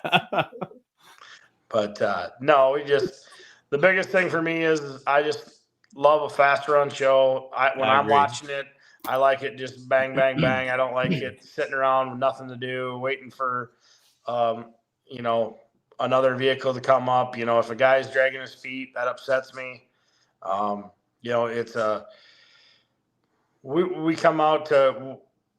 I'm making it. We make this so the fans are entertained the whole time, and there's not a bad seat in this house. You won't find one. You can see everything literally from any of them seats. It's just gonna be fun. We're gonna bring the top 3 out, do winter circles interviews. Jason's gonna help me with that, and his nice Schultz Mortgage came on board and really put in some money to maybe help out with that. So that was awesome that he did that. And then because he does home loans, just so you know, I'm doing a plug there for you. But no, it's great. Like I said, if you can't come out here this weekend, which I don't know why you wouldn't want to come. I mean, it's Farley, Iowa. It's one of the greatest cities in the country, and I mean, it is, just the greatest. And you're coming to watch, as my friend Chase would say, the greatest motorsport, in the world. You won't want to miss it. And get out here, and there'll probably be, I don't know, as Chase would say, like 70,000 people here, and probably 1 million watching it live. So it's always best to inflate numbers, RJ. That always helps. So. He doesn't. I hope he's watching.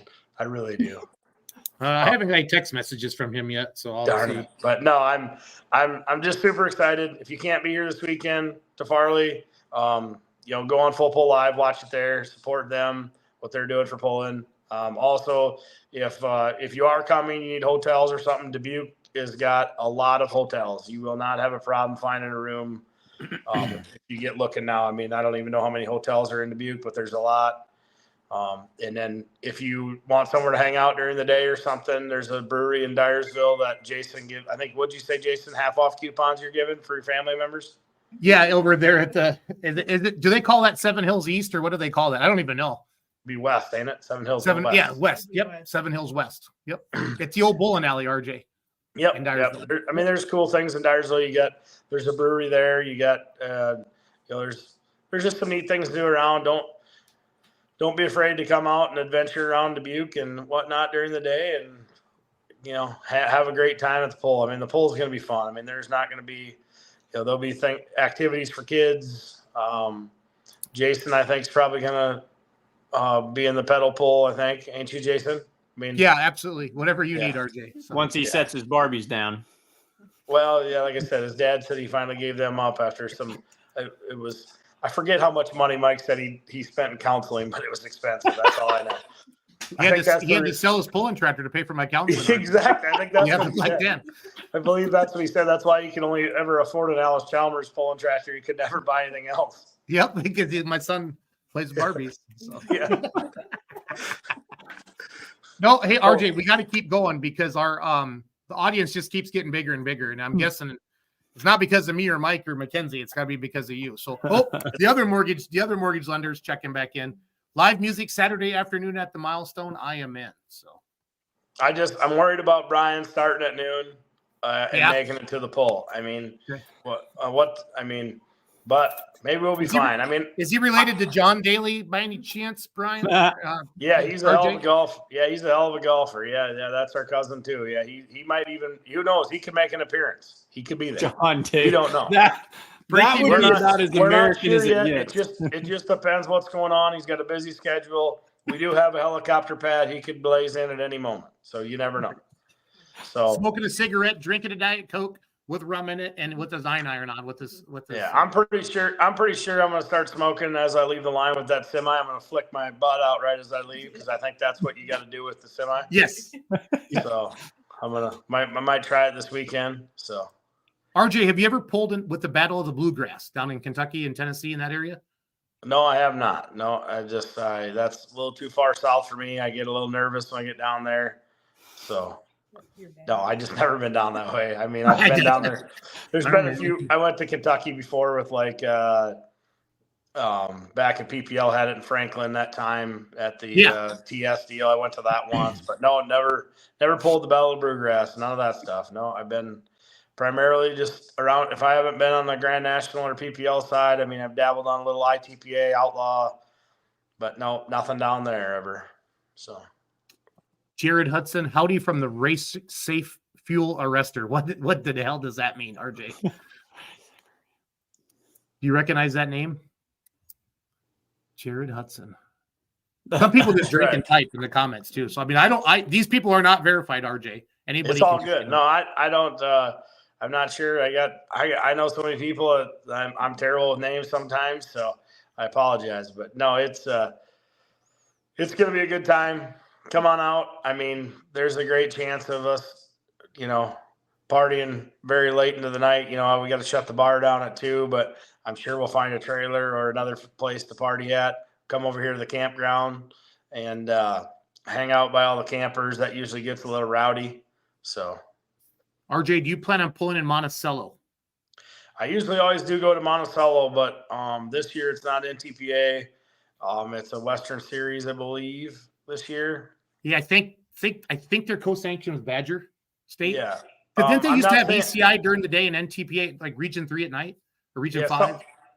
Yeah, they used to. Well, no, ECI actually has been the night before always anymore. Okay. But I don't know yet, Andrew, because of the fact that Chapel Hill's that weekend and Henry, Illinois. So we got to run the 4-engine at Henry, and then we got to run the pros and the 4-wheel drive down at Chapel Hill. So, So I don't want to commit to something I don't know yet. So, but Jared just said he's a fan of you and the Lucas Oil Pro Pulling League. Well, thanks, Jared. RJ likes to have a fan. He doesn't have a lot of friends, but he has a couple fans. So no. Like most of the time, people don't like me because I tell them how it is, just like I do to Jason all the time. Like everything I told you about Jason is true. It's all true. I'm telling you, everything here I shoot it how it is. I mean, correct me if when RJ calls me, I just say, "What did I do wrong?" And then he lets me know not fix that shit. That's how I do it. So it's all good. No, you do. Actually, that is how you answer it half the time. To be honest, he really does. Well, no, our friendship is past all like, hey, happy birthday stuff. It's just get this done or do this or whatever. I get it. I'm good. I'm a grown ass man. I mean, I used to play with Barbies. I admit it, but I'm all grown up now. So this is a comment that makes me happy because this is where Steve got really hurt last year. On the mod. So this is they're coming back. Yeah, it was a bad deal last year for the Bunnage family, and we felt terrible for them. We tried doing everything we could to make it ease everything, make it better. But I'm excited that Steve's coming back, and he made a couple nice runs down at Nashville. I was happy to see him make a couple good A to Bs, and I know he was just basically getting some data down there. That was only the second or third and fourth time he's ever ran that new chassis and new engines. I mean, he literally flipped that whole tractor around, from what his old tractor was. He put a new chassis, all new engines, and him and Lisa worked their tail off on that thing. And it's going to be fun to see them back and redeem himself. And I know he's got some data from Nashville, and he's ready to rock. And there's no fear there. That's for sure. So that is for sure. That is for sure. I know you've seen the list, and we're going to do a preview show Wednesday night on Full Pull at 6:30 Central before the second most popular podcast in pulling. Chase likes to say his is number one, but I know we are, so I'm not gonna. I have to show him the numbers, but the pipeline. Do you, RJ? Have you? And I don't want to don't say, but is there some new iron, kind of debuting this year, or different owners, or any storylines coming to Farley? There's some new names in the 2-wheel drive game. The Corsa family is debuting their 2-wheel drive out. Oh, cool! I didn't know they had a 2-wheeler. Yeah, he's on the list. If according to the list, if he shows up there, that's pretty cool. They're great people. And it was pretty neat to see them. I'm still thinking this Simon family with this new semi being their first time at the Grand National. This guy right here is nervous as shit. So even though I made a couple passes on at Nashville, hometown crowd, first Grand National hook with it. I'm definitely gonna feel the jitters on that thing. But no new pro stocks are ready if that's what you're hitting towards, Jason. I might have been thinking that. I'm not gonna lie. What will you be driving, and what will Brandon be driving this weekend? I'm not sure. Brandon will drive the 4-engine mod for sure, and he'll be driving one pro for sure. I'm not sure what Brent's going to drive yet. I bet he drives 2 pros. I bet Brent just drives injected.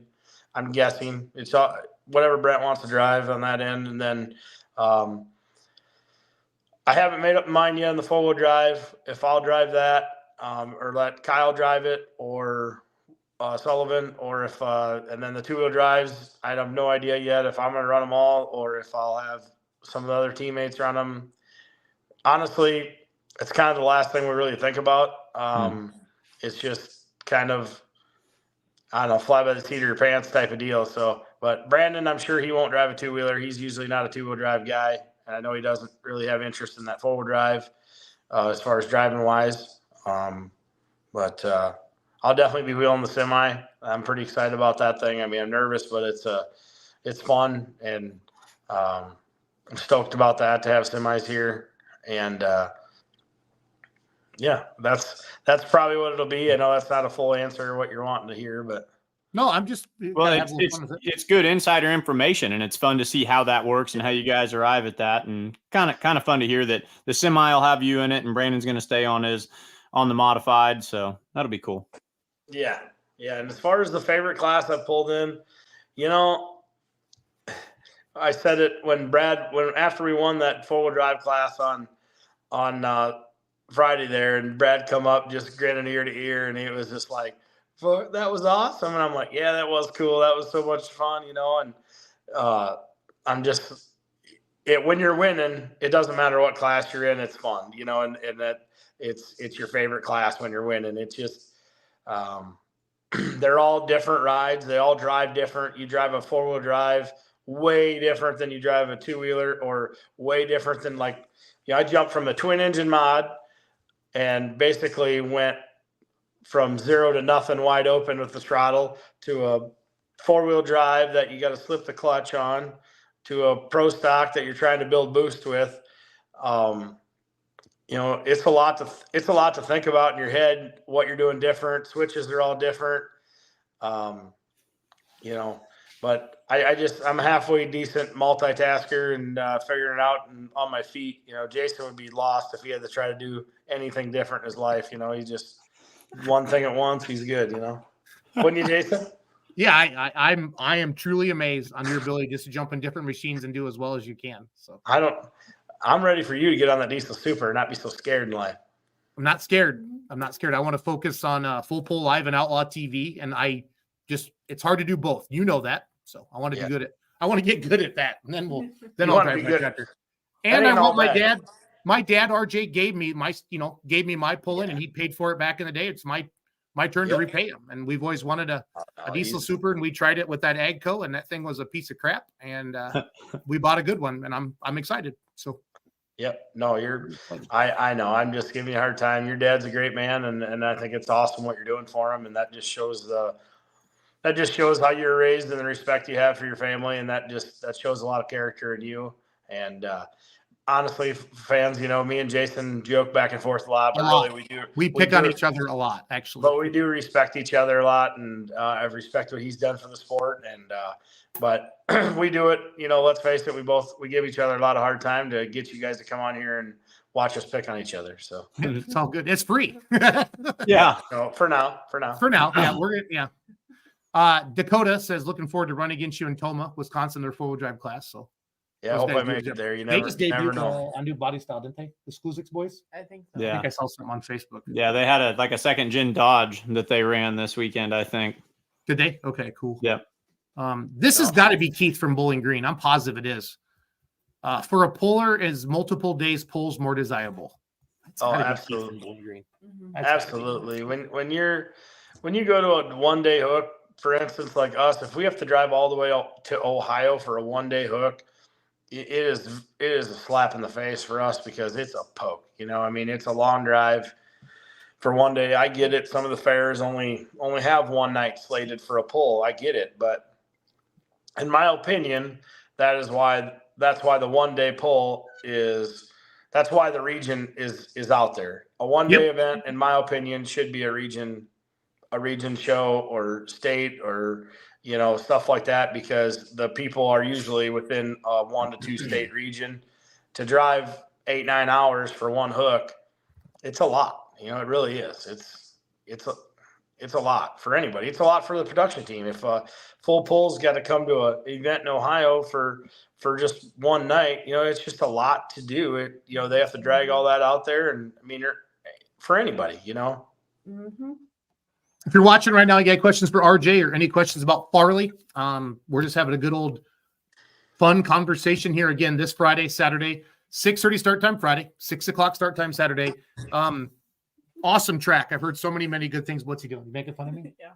I don't know what to do with my hands. I'm going to choke RJ is what I'm going to do when I see him. But if anybody has any questions, throw them in the comments. RJ he'll answer about anything. So he'll answer about anything. I'm not putting that question at Bryson, so that's okay. Oh, now I got to hop over and see. Was it a bad question or what? I hate that. How much money has he put into his vehicles? I hate asking pullers that question. It's a lot, and it's just a lot less than a lot of people. One thing about us is, which Jason knows this because he follows. He knows me enough. We don't build new vehicles. All of our vehicles are the first new vehicle. One of the first few new vehicles we built is going to be this Pro Stock that's going to debut later this year. And that's kind of collaboration with Blackburn's deal. But most of the time we buy a used one that somebody might be struggling with or just wants out of it, or, and that's what we do. We buy them used and make them into something. Our 4-engine mod, that was Long's.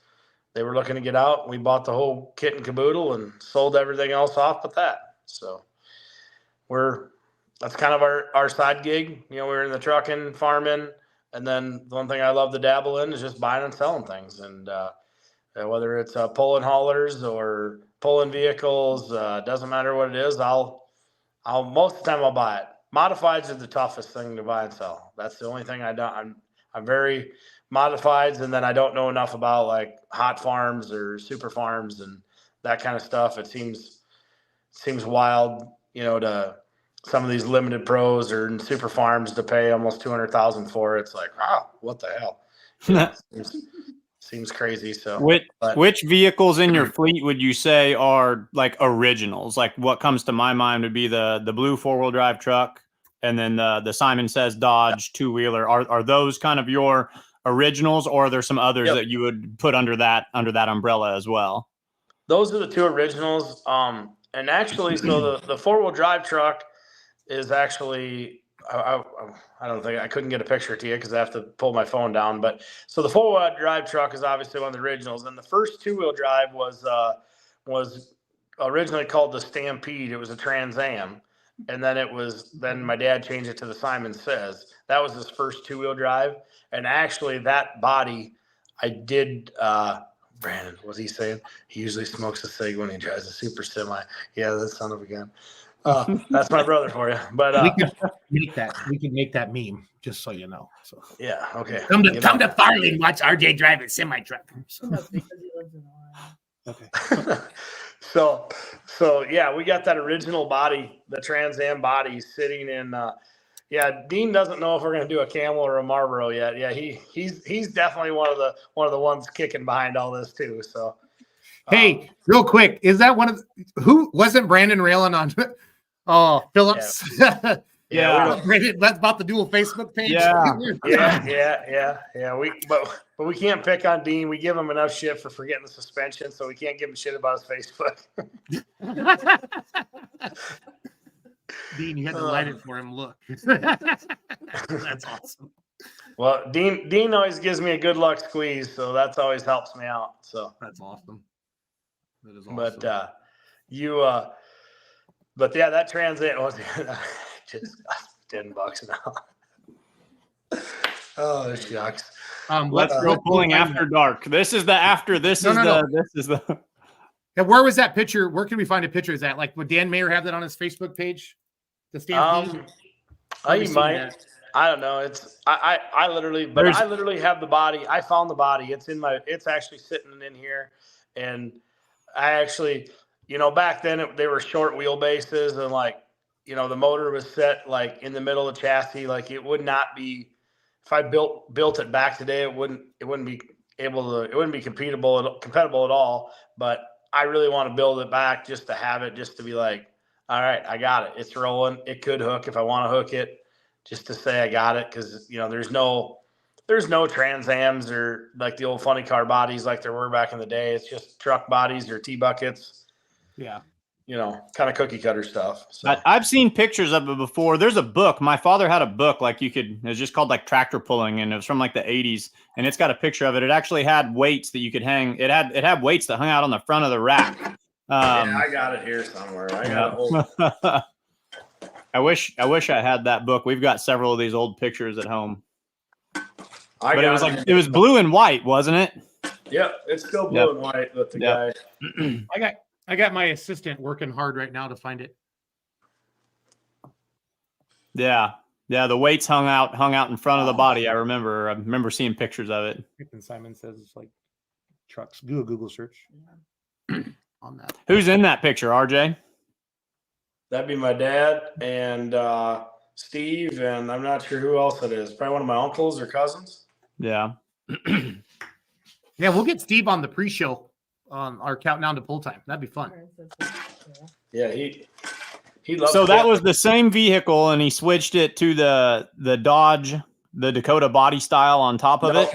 Nope. Then he went to Then he sold that chassis, and he had a brand new Angler. Steve went down to Brandon says, "Hold it still." Sorry, Brandon. It's really hard to hold it to your phone. Yeah, you can't. He's hard to please. I didn't drive his pro stock good enough for him Saturday or Friday either. I sucked. So during our full pull.live broadcast, I saw you texting. I said, I guarantee he's texting his brother. So where should I go? He's supposed to be the little brother and supposed to be respecting me, but he always yells at me. Oh, that's awesome. Some you wouldn't believe. Like wish I had dates on these. But I don't.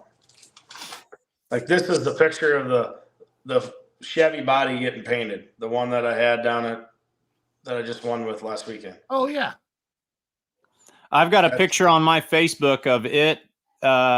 Captain, what were the other ones? Captain May I or something like that, all hauled in on a flatbed truck. Yep. I got them. That was when they had the scissor lift bodies on them. All right, we found it. We found it. Oh, hold on. Let me make that big. Give me a second, RJ. Yeah. This is 1986, November of 1986, it says on it. And your hauler was like iconic too for back in the day. That's still sitting in the shed. We still have that. Kenzie, do a screen share. Throw that up there. There it is. Make that big. Yep, that's the exact body that's sitting in the shed right now. Yeah, Is that you pretty on neat. the left side? Who's that in the back left, RJ, in that picture? Can you tell? I don't know, but looks like he's got Jason Schultz's shorts on. Relentless. Boom, Mike. Boom. That actually was. You've been picking on me all night, and that was actually one of the funny ones. So. I'm pretty sure they were all funny. I didn't hear anyone else not laughing, but you. Brian, you're the second best mortgage lender on the show right now. Says Deb Scoot. What does that mean? Deb Shooty. Shooty. Oh, okay. Oh, Shooty. There you go. That's a That's girl. who that was. Okay. Yeah, that's a I'm trying to find a picture of Norm when he was back when he used to have some killer hair, which Norm is Brian Daly. We call him Norm. But he used to have hair. He lost it all in a pulling accident, I think, or just old age. I'm not sure. I got all kinds of good stuff in here. Dan Mayer would eat his heart out over this thing. Yeah, he would. You better not show that to him this weekend. So I should actually. Yeah, so all them trucks will be here. Yep, that one. That's the iconic Dodge. That's the original body that was built in 1986. I'm trying to think where that was at. So Daly says, pull out the TNN Motor Madness. That looks like Toma. I bet that's Toma. Yeah, that looks like Toma.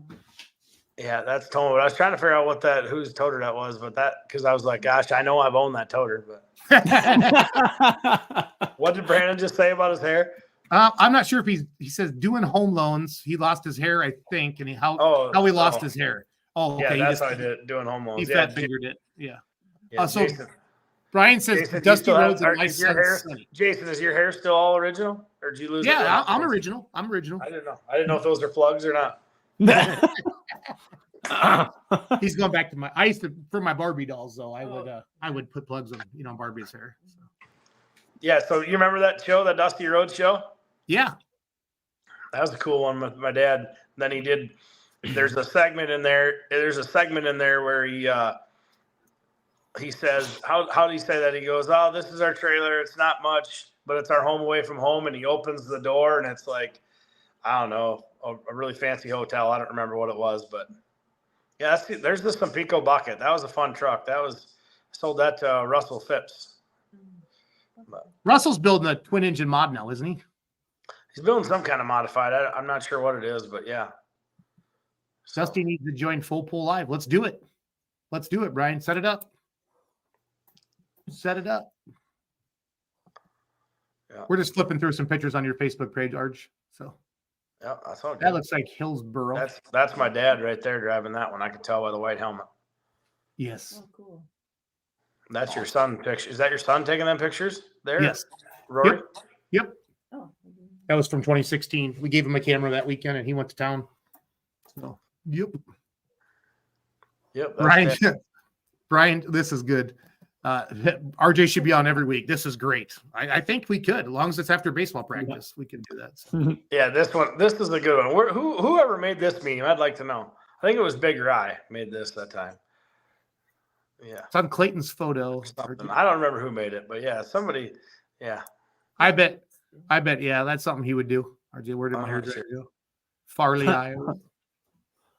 We're getting real bad. No, I think I made some of those up just having fun with the memes. You did that one, I think. Yeah, memes were just for a while there. People shared the crap out of them. It was good to promote with them. So this is the one thing. Hey, anyone's listening knows where that body is, or that truck. I will give you a hell of a finder's fee. Did you hear that? That's the old Miller Lite, right? Miller. That's the old Miller. Is this Jasky? Is that a Jasky machine? It was a Jasky. Then my dad had bought it, and then my dad. I was pretty young, but the way I understood is my dad had traded that to a tire guy down in Indiana, and was supposed to get tires in trade, and then ended up basically not getting paid for it and lost the truck, and it was a bad deal. But yeah, but that body, Steve drove that truck all the time, and I mean, like today, it wouldn't compete in modern today, but it would sure be fun to have. I don't know. I always just think all that nostalgic stuff's cool as hell. It is awesome. Okay, so here's the comment of the night so far. This I call this Mike Hall. Party at Brandon Simon's trail camera while in Farley so we can all be Facebook famous. Hey, Mike, just so you guys know, if none Mike, of you guys, that is money. That is money. so Mike. Polar's coming into Farley. Mike is actually the one that helps park us at Bowling Green. So he actually is coming up to Farley to park all the haulers here at the Farley National. So let me know. I will personally give you his cell phone to call him, whether it's 1, 2, 3 in the morning. So payback's the son of That's a when he's best biscuit. reached at, right? Prefers to keep those hours. Best reached at, quarter He after loves- 3. He loves parking haulers. Call Mike for parking. Yeah, Brandy said. Yeah. We can put his number right on the screen, RJ, if you want to get him good. So it's all Yeah. Oh, he'd love that. It'd be perfect. I'd be parked in the horse park next year. At your own place. Some people. Phil Max in the house. Okay, Andrew Sprock says, in the process of building the Sprock Farms truck, my dad copied the framework to build his. Took a bunch of pictures, still the same frame on there 30 years ago. I wonder which truck he was talking about. I'm trying to keep up with the comments.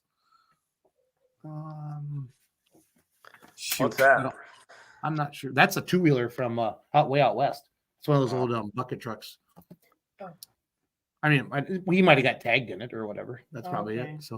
So how many, Jeff Stith says, how many pulling vehicles do you have? Like right now that are yours and Brandon's, RJ? I don't know. What do you call it, a vehicle? Well, I mean, like a chassis and everything, like the whole. Like it could pull this weekend if there was a class at Farley for it. Oh, the red Simon says truck he copied. That's right. Okay, sorry. So it'd be shit. I gotta think 3, 4.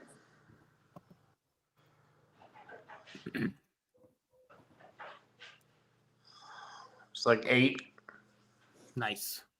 I like, my favorite part is that you don't have a precise number immediately ready. Yeah, like, you're in the rocking and rolling business when you're like, A, define what that means, and B, like, oh yeah. I was like, it's kind of like, where are my kids at when you're grocery shopping at Walmart? Like, yeah, they're around here somewhere, Brandon's count was perfect. It's 8 to 11.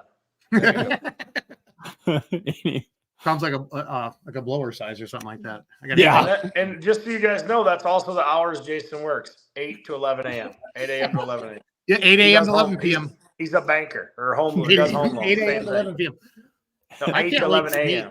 I can't wait to meet Brian Daly. We're gonna take a selfie this weekend, Brian Daly. Actually, I want him we need to get him on the pre-show, because especially Saturday, because if he starts at noon, it's liable to be funny as all get out.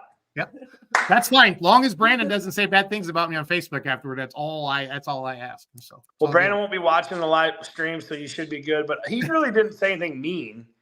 I know. I'm just picking on him. He wasn't. He wasn't the guy that called you Joe Buck. Somebody called me Joe Buck. Yeah. Oh yeah, they said this is like watching Joe Buck. He does. That's not a good thing. I don't think that's. I don't think people hate Joe Buck. I would. I've learned, RJ, that about half the people like me and half the people hate me. There's no Jason Schultz is okay. You either love me or hate me, so it's all good. I just hang out with the people that love me, so it's all good. I hear you. That ain't all bad either. Brandon Simon said he's gonna have a booth next to you, Jason. Yeah, sweet. My teeth aren't black. Yeah, that's Kevin Moore's fault. We took the tape off my trailer, RJ. So. Oh, really? Yeah. Huh. But that was funny. I mean, I thought it was a good joke. I deserve all of that stuff. So. For sure. Right. If you buy me beer, I love you. All right. He's pretty easy. Yeah.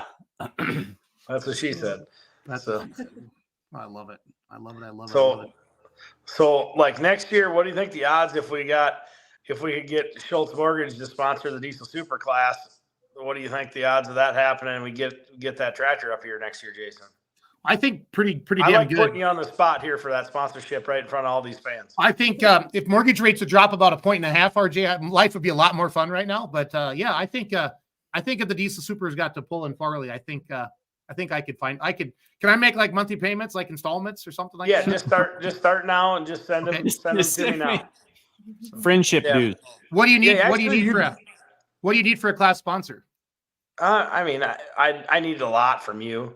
because everything I've done for you over the years. I mean, look at the views you're getting tonight alone because I'm on here. Yeah, no, I mean, I mean, I agree. And like, you got to see the money, like the PayPal is just trickling in, like just people giving us stars and bonuses. You had to mute your phone because that Cash App kept going or whatever, that cha-ching. Every time I'm with Jason Schultz, I do hear the cha-ching, the little deposit noise walking around because his phone's always getting the Venmo or whatever. That's Shopify selling t-shirts. Brandon says 20K. If rates would go down, I'm not afraid. But right now, I couldn't do 20K. So, hey, but I'm pretty sure by next year the rates will go down. We'll be good. Yep. So I mean, Travis and all the guys would love to pull at your track. I mean, your track's got a great reputation. Diesel Supers like to get on good tracks. So yeah, Ken Payne came up to me and did some pretty good politicking for me. You got to get me up there next year. I want power tracks. So I said, all right, I'll see what I can do. I'll see if I can get Jason Schultz to throw some money at this deal. So, and he's like, yeah, that some bitch can afford it. We all know that. I would say right now, as of today, I could do at least 2,500. I'd like to do $5,000 next year, RJ. Let me if rates come down a little bit, right? I'm saying this live. I'm not afraid. If we could get Diesel Supers at Farley, I'll help.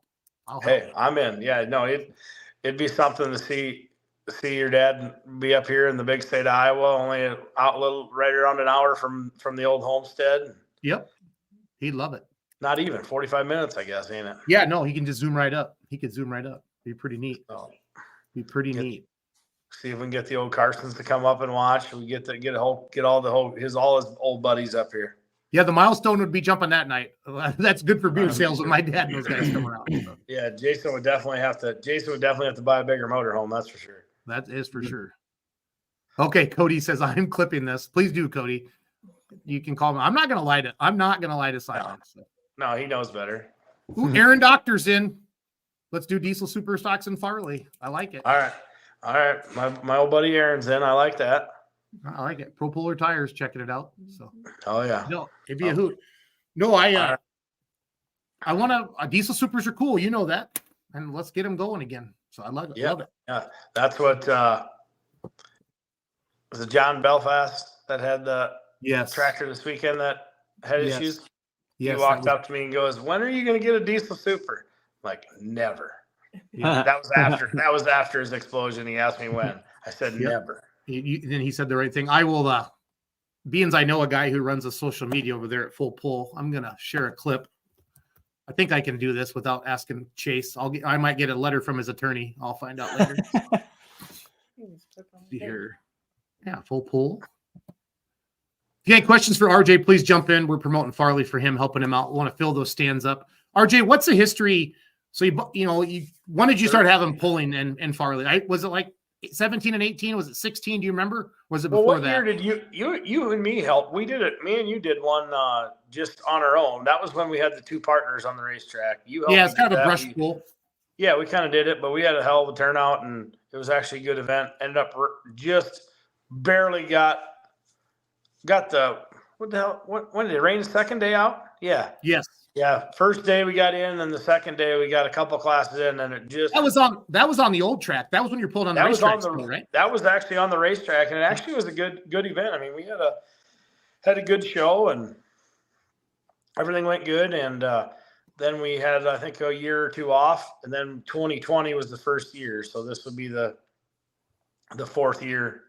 Fourth year of we had 2 years of PPL. This is a second NTPA event. Okay.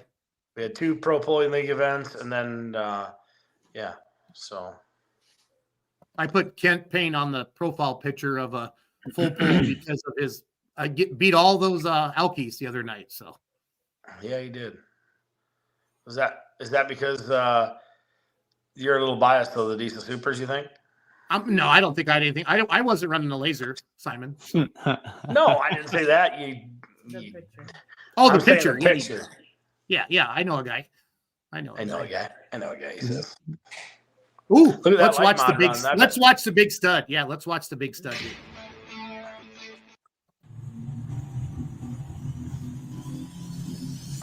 I will say that Light Supers put on one of the best Light Super shows I've seen in a long time. Both nights. Yeah, I agree.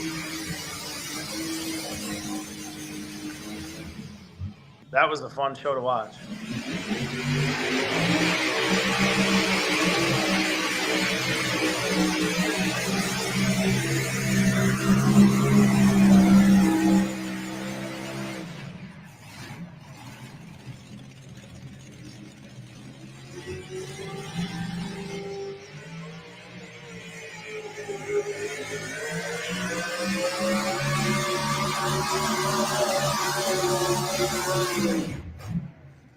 RJ, how many years have you been going out to Benson? Too many to count. I was out there the first one. I don't think I missed one. Did crowd wise, was there a Saturday night crowd? Was that one of the bigger ones you'd seen, or not really? Or no, probably the biggest one was 2 years ago. I want to say the only year PPL was there. Man, that place was packed. Was it? Mm-hmm. The biggest crowd, I shouldn't say is the biggest, but the first year it was there, he had just bought it. The asphalt wasn't there. It was all grass. All the pullers were parked. That very first year, man, that was a Chance brings that a lot. place was standing room only. So here is the well, I was asking their general manager, and he didn't really know any numbers like that. So I do it. But here's this is the chain breaker, right? Yeah. Yes. Bell fences, and this was a pretty horrific explosion from a diesel super stock. Makes you want to cry a little bit. So Chase runs indoors, Chase runs outdoors, Chase goes out west, Chase goes down south. I enjoy watching tractor pull. I also enjoy just literally walking around and seeing the artwork and the quality of the vehicle that he's bringing to the show each time. But over here is John Belafonte and from Salem, Alabama on the chain breaker diesel tractor. Now watch, he's running in this super stock open class. He's got a spool 4 turbos, and if you watch as he brings those up, that smoke right now is white. It's going to start turning gray. It's going to go to a coal black, and then that water injection is going to kick in. He's going to have to get all 4 of those turbos spooling at one time. And for those of you who are tuning in, because this is a complimentary show and we want you to take a part of it, we want you to be a part of Full Pull and watch and love truck and tractor pulling and being entertained as much as we are. They would call that stages. He's a 4-stage system. No, he's a dual stage system. So what he's 2 doing, are pressurizing 2. Right. That's what he's doing. Yep.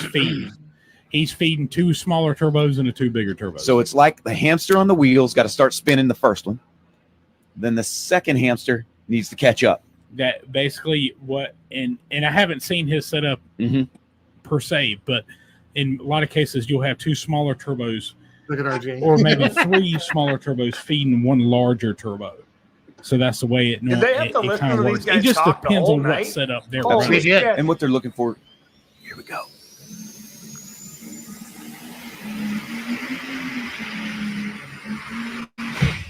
Ooh. Ow. So now, correct me if I'm wrong, but I mean, obviously I know the turbo blew apart. Ow. But what? Yeah, like the tough side break. shield He blew had off, a though, lot of because time. Let's lean because of back, that make sure much he's boost. okay. Yeah. No oil, Yep. no fire. Yep. He's coming out of the cab nice and clean. Everything He's obviously stayed frustrated contained. and checking his own vehicle. Yeah. And he gave We it got all a he good can. side Look at his hands shot in of the it air. right there. And the wheel's Oh, still spinning. Okay, so RJ, what you're on seeing the there intake. is the Split turbo that blanket. charger. Yeah. So let's do a little review.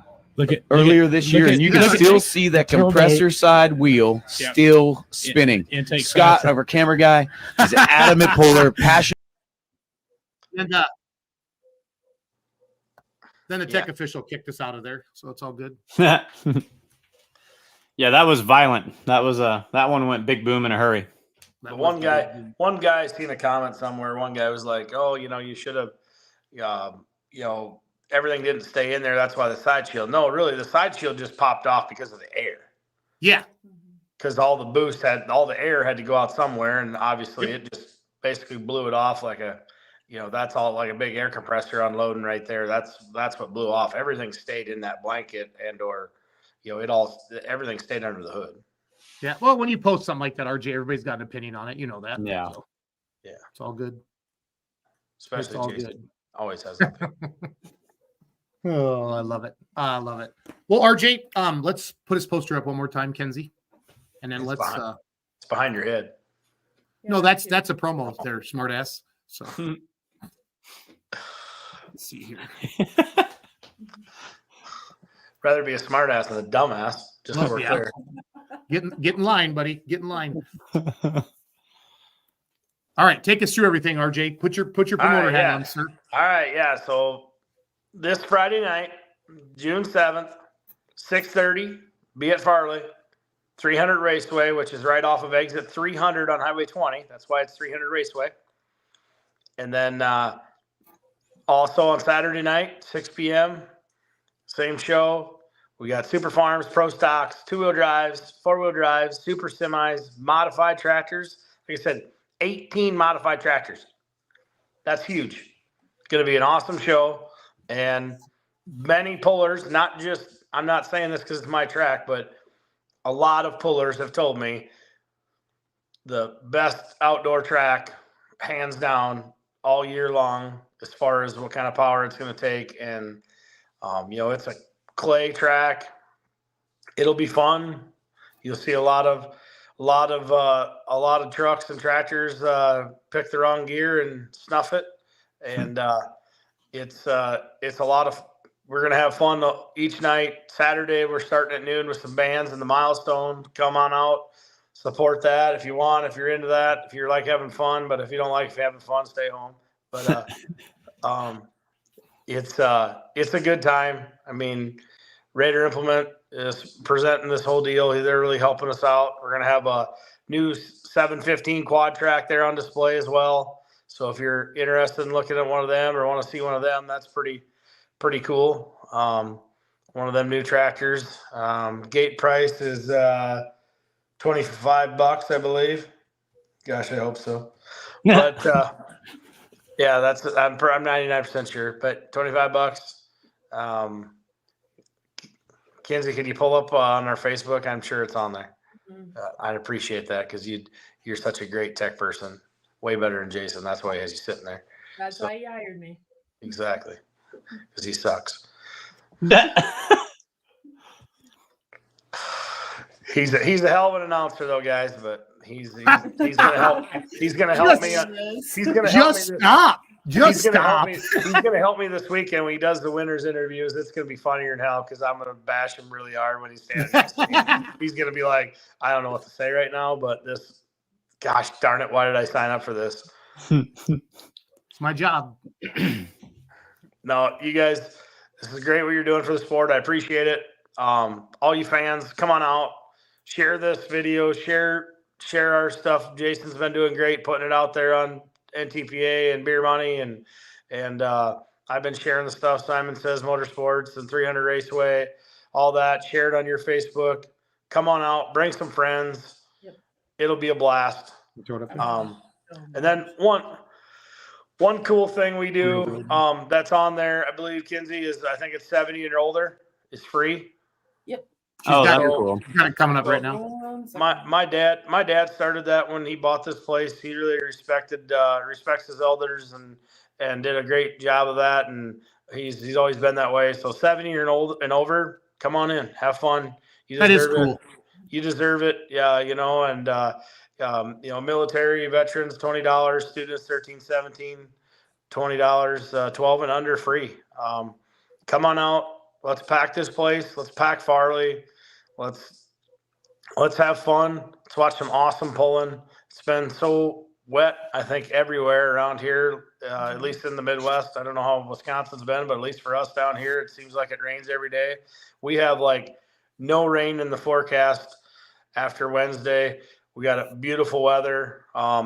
You probably want a sweatshirt. It sounds like it's going to be in that high 50s in the later evening, but in the mid 70s, during the day for a high. But it'll still be fun. You won't have to worry about sweating your tail off or nothing. We're going to have a blast. It's just the weather looks perfect, RJ. Yeah, and we're going to have this show done in 3 hours and 15 minutes to 3 hours and 25 minutes. You mark my word. That many hooks? Yep, we're going to have it done. If we don't, then Jason Schultz will see RJ pissed, and he's seen that before. So a couple times recently, actually. It's a good time. So and I that's what the goal is to run this show through fast so you fans can see a great show and get home. So each night, we'll be done before 10. so you can be home at a decent time, or go to your hotels, or come in the Milestone, just party with us and go out to your camper. We don't care. It's going to be a blast.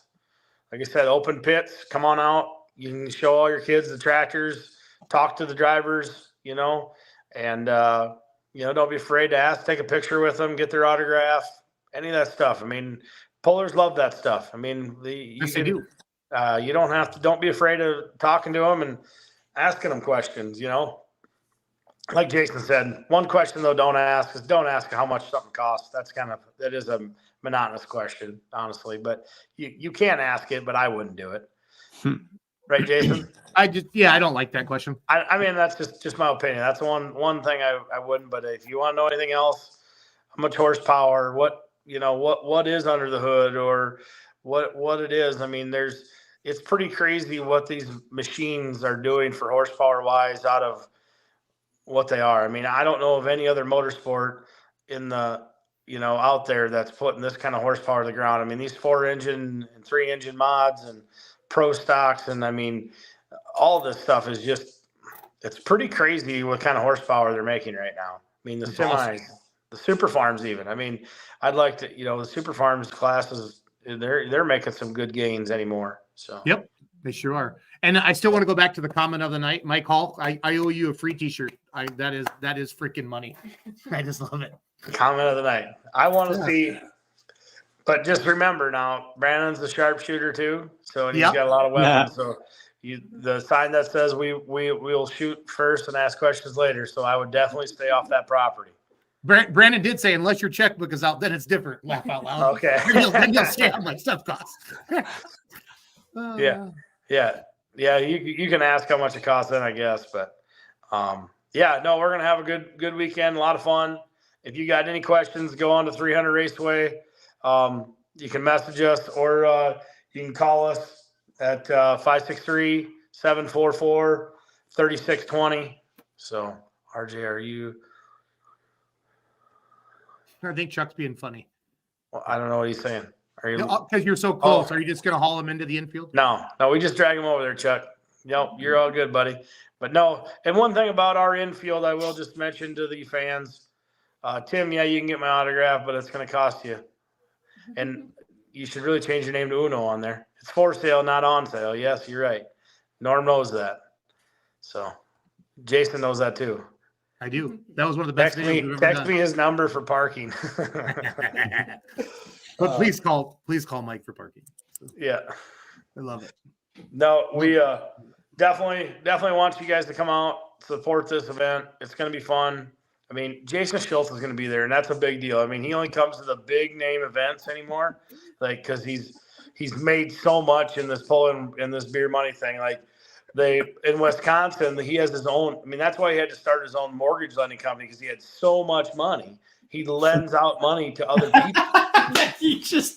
I mean, that's why, if you guys didn't get it, I mean, he's made so much money on social media. It's just, wow. Ask anybody. I mean, everyone knows. Yeah, this is the first time the bus came out. Last week the bus came out like 5 times. So I will say that I was pretty good tonight. And if that's the first time you get hit with the bus, and the only reason I knew all that is because I happened to look up Jason's financials, because he wanted to buy something. I wanted to be like, can he afford this? And I was like, holy shit, this guy makes Donald Trump look like just nothing. I asked him for monthly installments on my sponsorship for next year, and he thinks I'm loaded. No, that's how you make it. You know that the interest in the bank's making you more money. You're not a dummy. He's the smart man. I know what he's doing. I love it. But no, everyone, it's going to be fun. I mean, we're going to be like this the whole time. I'm going to grab Jason and rip on the mic and hear him a few times this next week, and we're gonna have a good time. And I just. Come on out and support it. If you can't come out, go to Full Pull Live, support them, get on that. Correct me if I'm wrong, but I don't believe there's any betting this weekend or anything like that. I don't. No.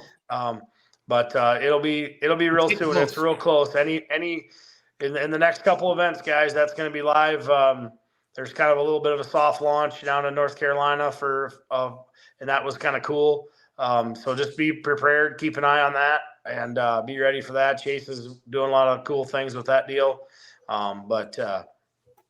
Yeah, real excited. Can't thank Mike and Kinsey and the other guys enough. Jason, that's his name, for tonight. And all the commentary, everyone, we had the other, Mike Hall and stuff like that coming on and helping us. And it's exciting. He's going to be parking everybody. And I think he parks people by the tip you give him. So just throwing that out there, bring cash. Brandon's really pushing for his number. So yeah, Mike for parking. Brandon has his number. He's telling you to contact Mike. He's Mike Hall. He just commented on guys. Just ask him for a friend request right now. Send him friend request. All you fans, go to Mike Hall. Just hit a friend request. Yep. We're gonna it'll be the best time of your life coming out to Farley this weekend. I can guarantee you that. I'm looking forward to it. Then are we still crushing the IROC or the Cadillac, or what are we crushing this weekend? Yeah, we can do. We haven't crushed anything. Yeah, we got a Chevy Blazer we bought, so it's all good. We could crush something. It'd be kind of cool, wouldn't it, Jason? What do you got to crush? I'd rather not crush anything right now, RJ. But that IROC joke, that was a good prank they got on me a couple years ago. So yeah, you need to bring that back out and resurface that video. That was. I will. I don't know if a lot of people seen that, but man, that was still the funniest damn thing I ever seen. So just because anytime someone rips on Jason, it's a blast. Mike Hall says bring extra campers. Yep. Extra campers. Yeah, Mike loves it when you park next to your hauler with a camper. He really enjoys it. So here, I'm gonna get Mike's. I'm not friends with Mike. I'm sending Mike a Facebook friend request right now. Yeah, you'll see him at Bowling Green. You probably won't get your camper in. Mike, make sure he doesn't get his camper in. Let's get here. I'm gonna share his profile so everybody knows what it looks like. Give me a second here. Oh, you're a jerk. So everybody send Mike Facebook friend request there. Oh shit, he's gonna kill all of us. So I got 68 mutual friends with him right now. So Kyle Matcham, he's Dragway 42 promoter. Talked to him earlier tonight. Emma Shell had some friends. So scroll down his Facebook page here. So there's Mike Hall. He updated his cover photo in 2022. That's his son, I believe. Can't tell, but yeah. That's a runner. Yep, that's his son. I love it. Everybody said Mike Hall Facebook friend request. On behalf of Brandon and RJ Simon. So. Yeah, keep it going all night. As long as you can get them dings going, it'll be perfect. Yeah. Get his phone dinging. So. I love it. All you need is money. All you need. Oh, this is what it's all about. Yeah, no, come. Why don't we? Me and Jason got to talk. I got to wrestle his arm about a few other things going on, but. Yep. So we're gonna. So hang tight on the stream, okay, RJ. So. All right. Thanks for watching, everybody. Dragway 42 this weekend at West Salem, Ohio. Then where do we go? I forget it. Ravenna, Nebraska, June 7th and 8th. Pike County, Illinois this Wednesday and Thursday, and we're missing one. Lamar, Missouri. Lamar, Missouri, June 8th. So a lot of pulling going on this weekend. And Kenzie, play our goodbye video. Thanks for watching tonight. Thank you for all the comments. And, my favorite polo is Farley, Iowa, guys, this weekend. That's what it's all about. This weekend. Be there. Let's make some noise. Good running. John Deere, Animal Deep, Iowa coming up. We got one right behind you.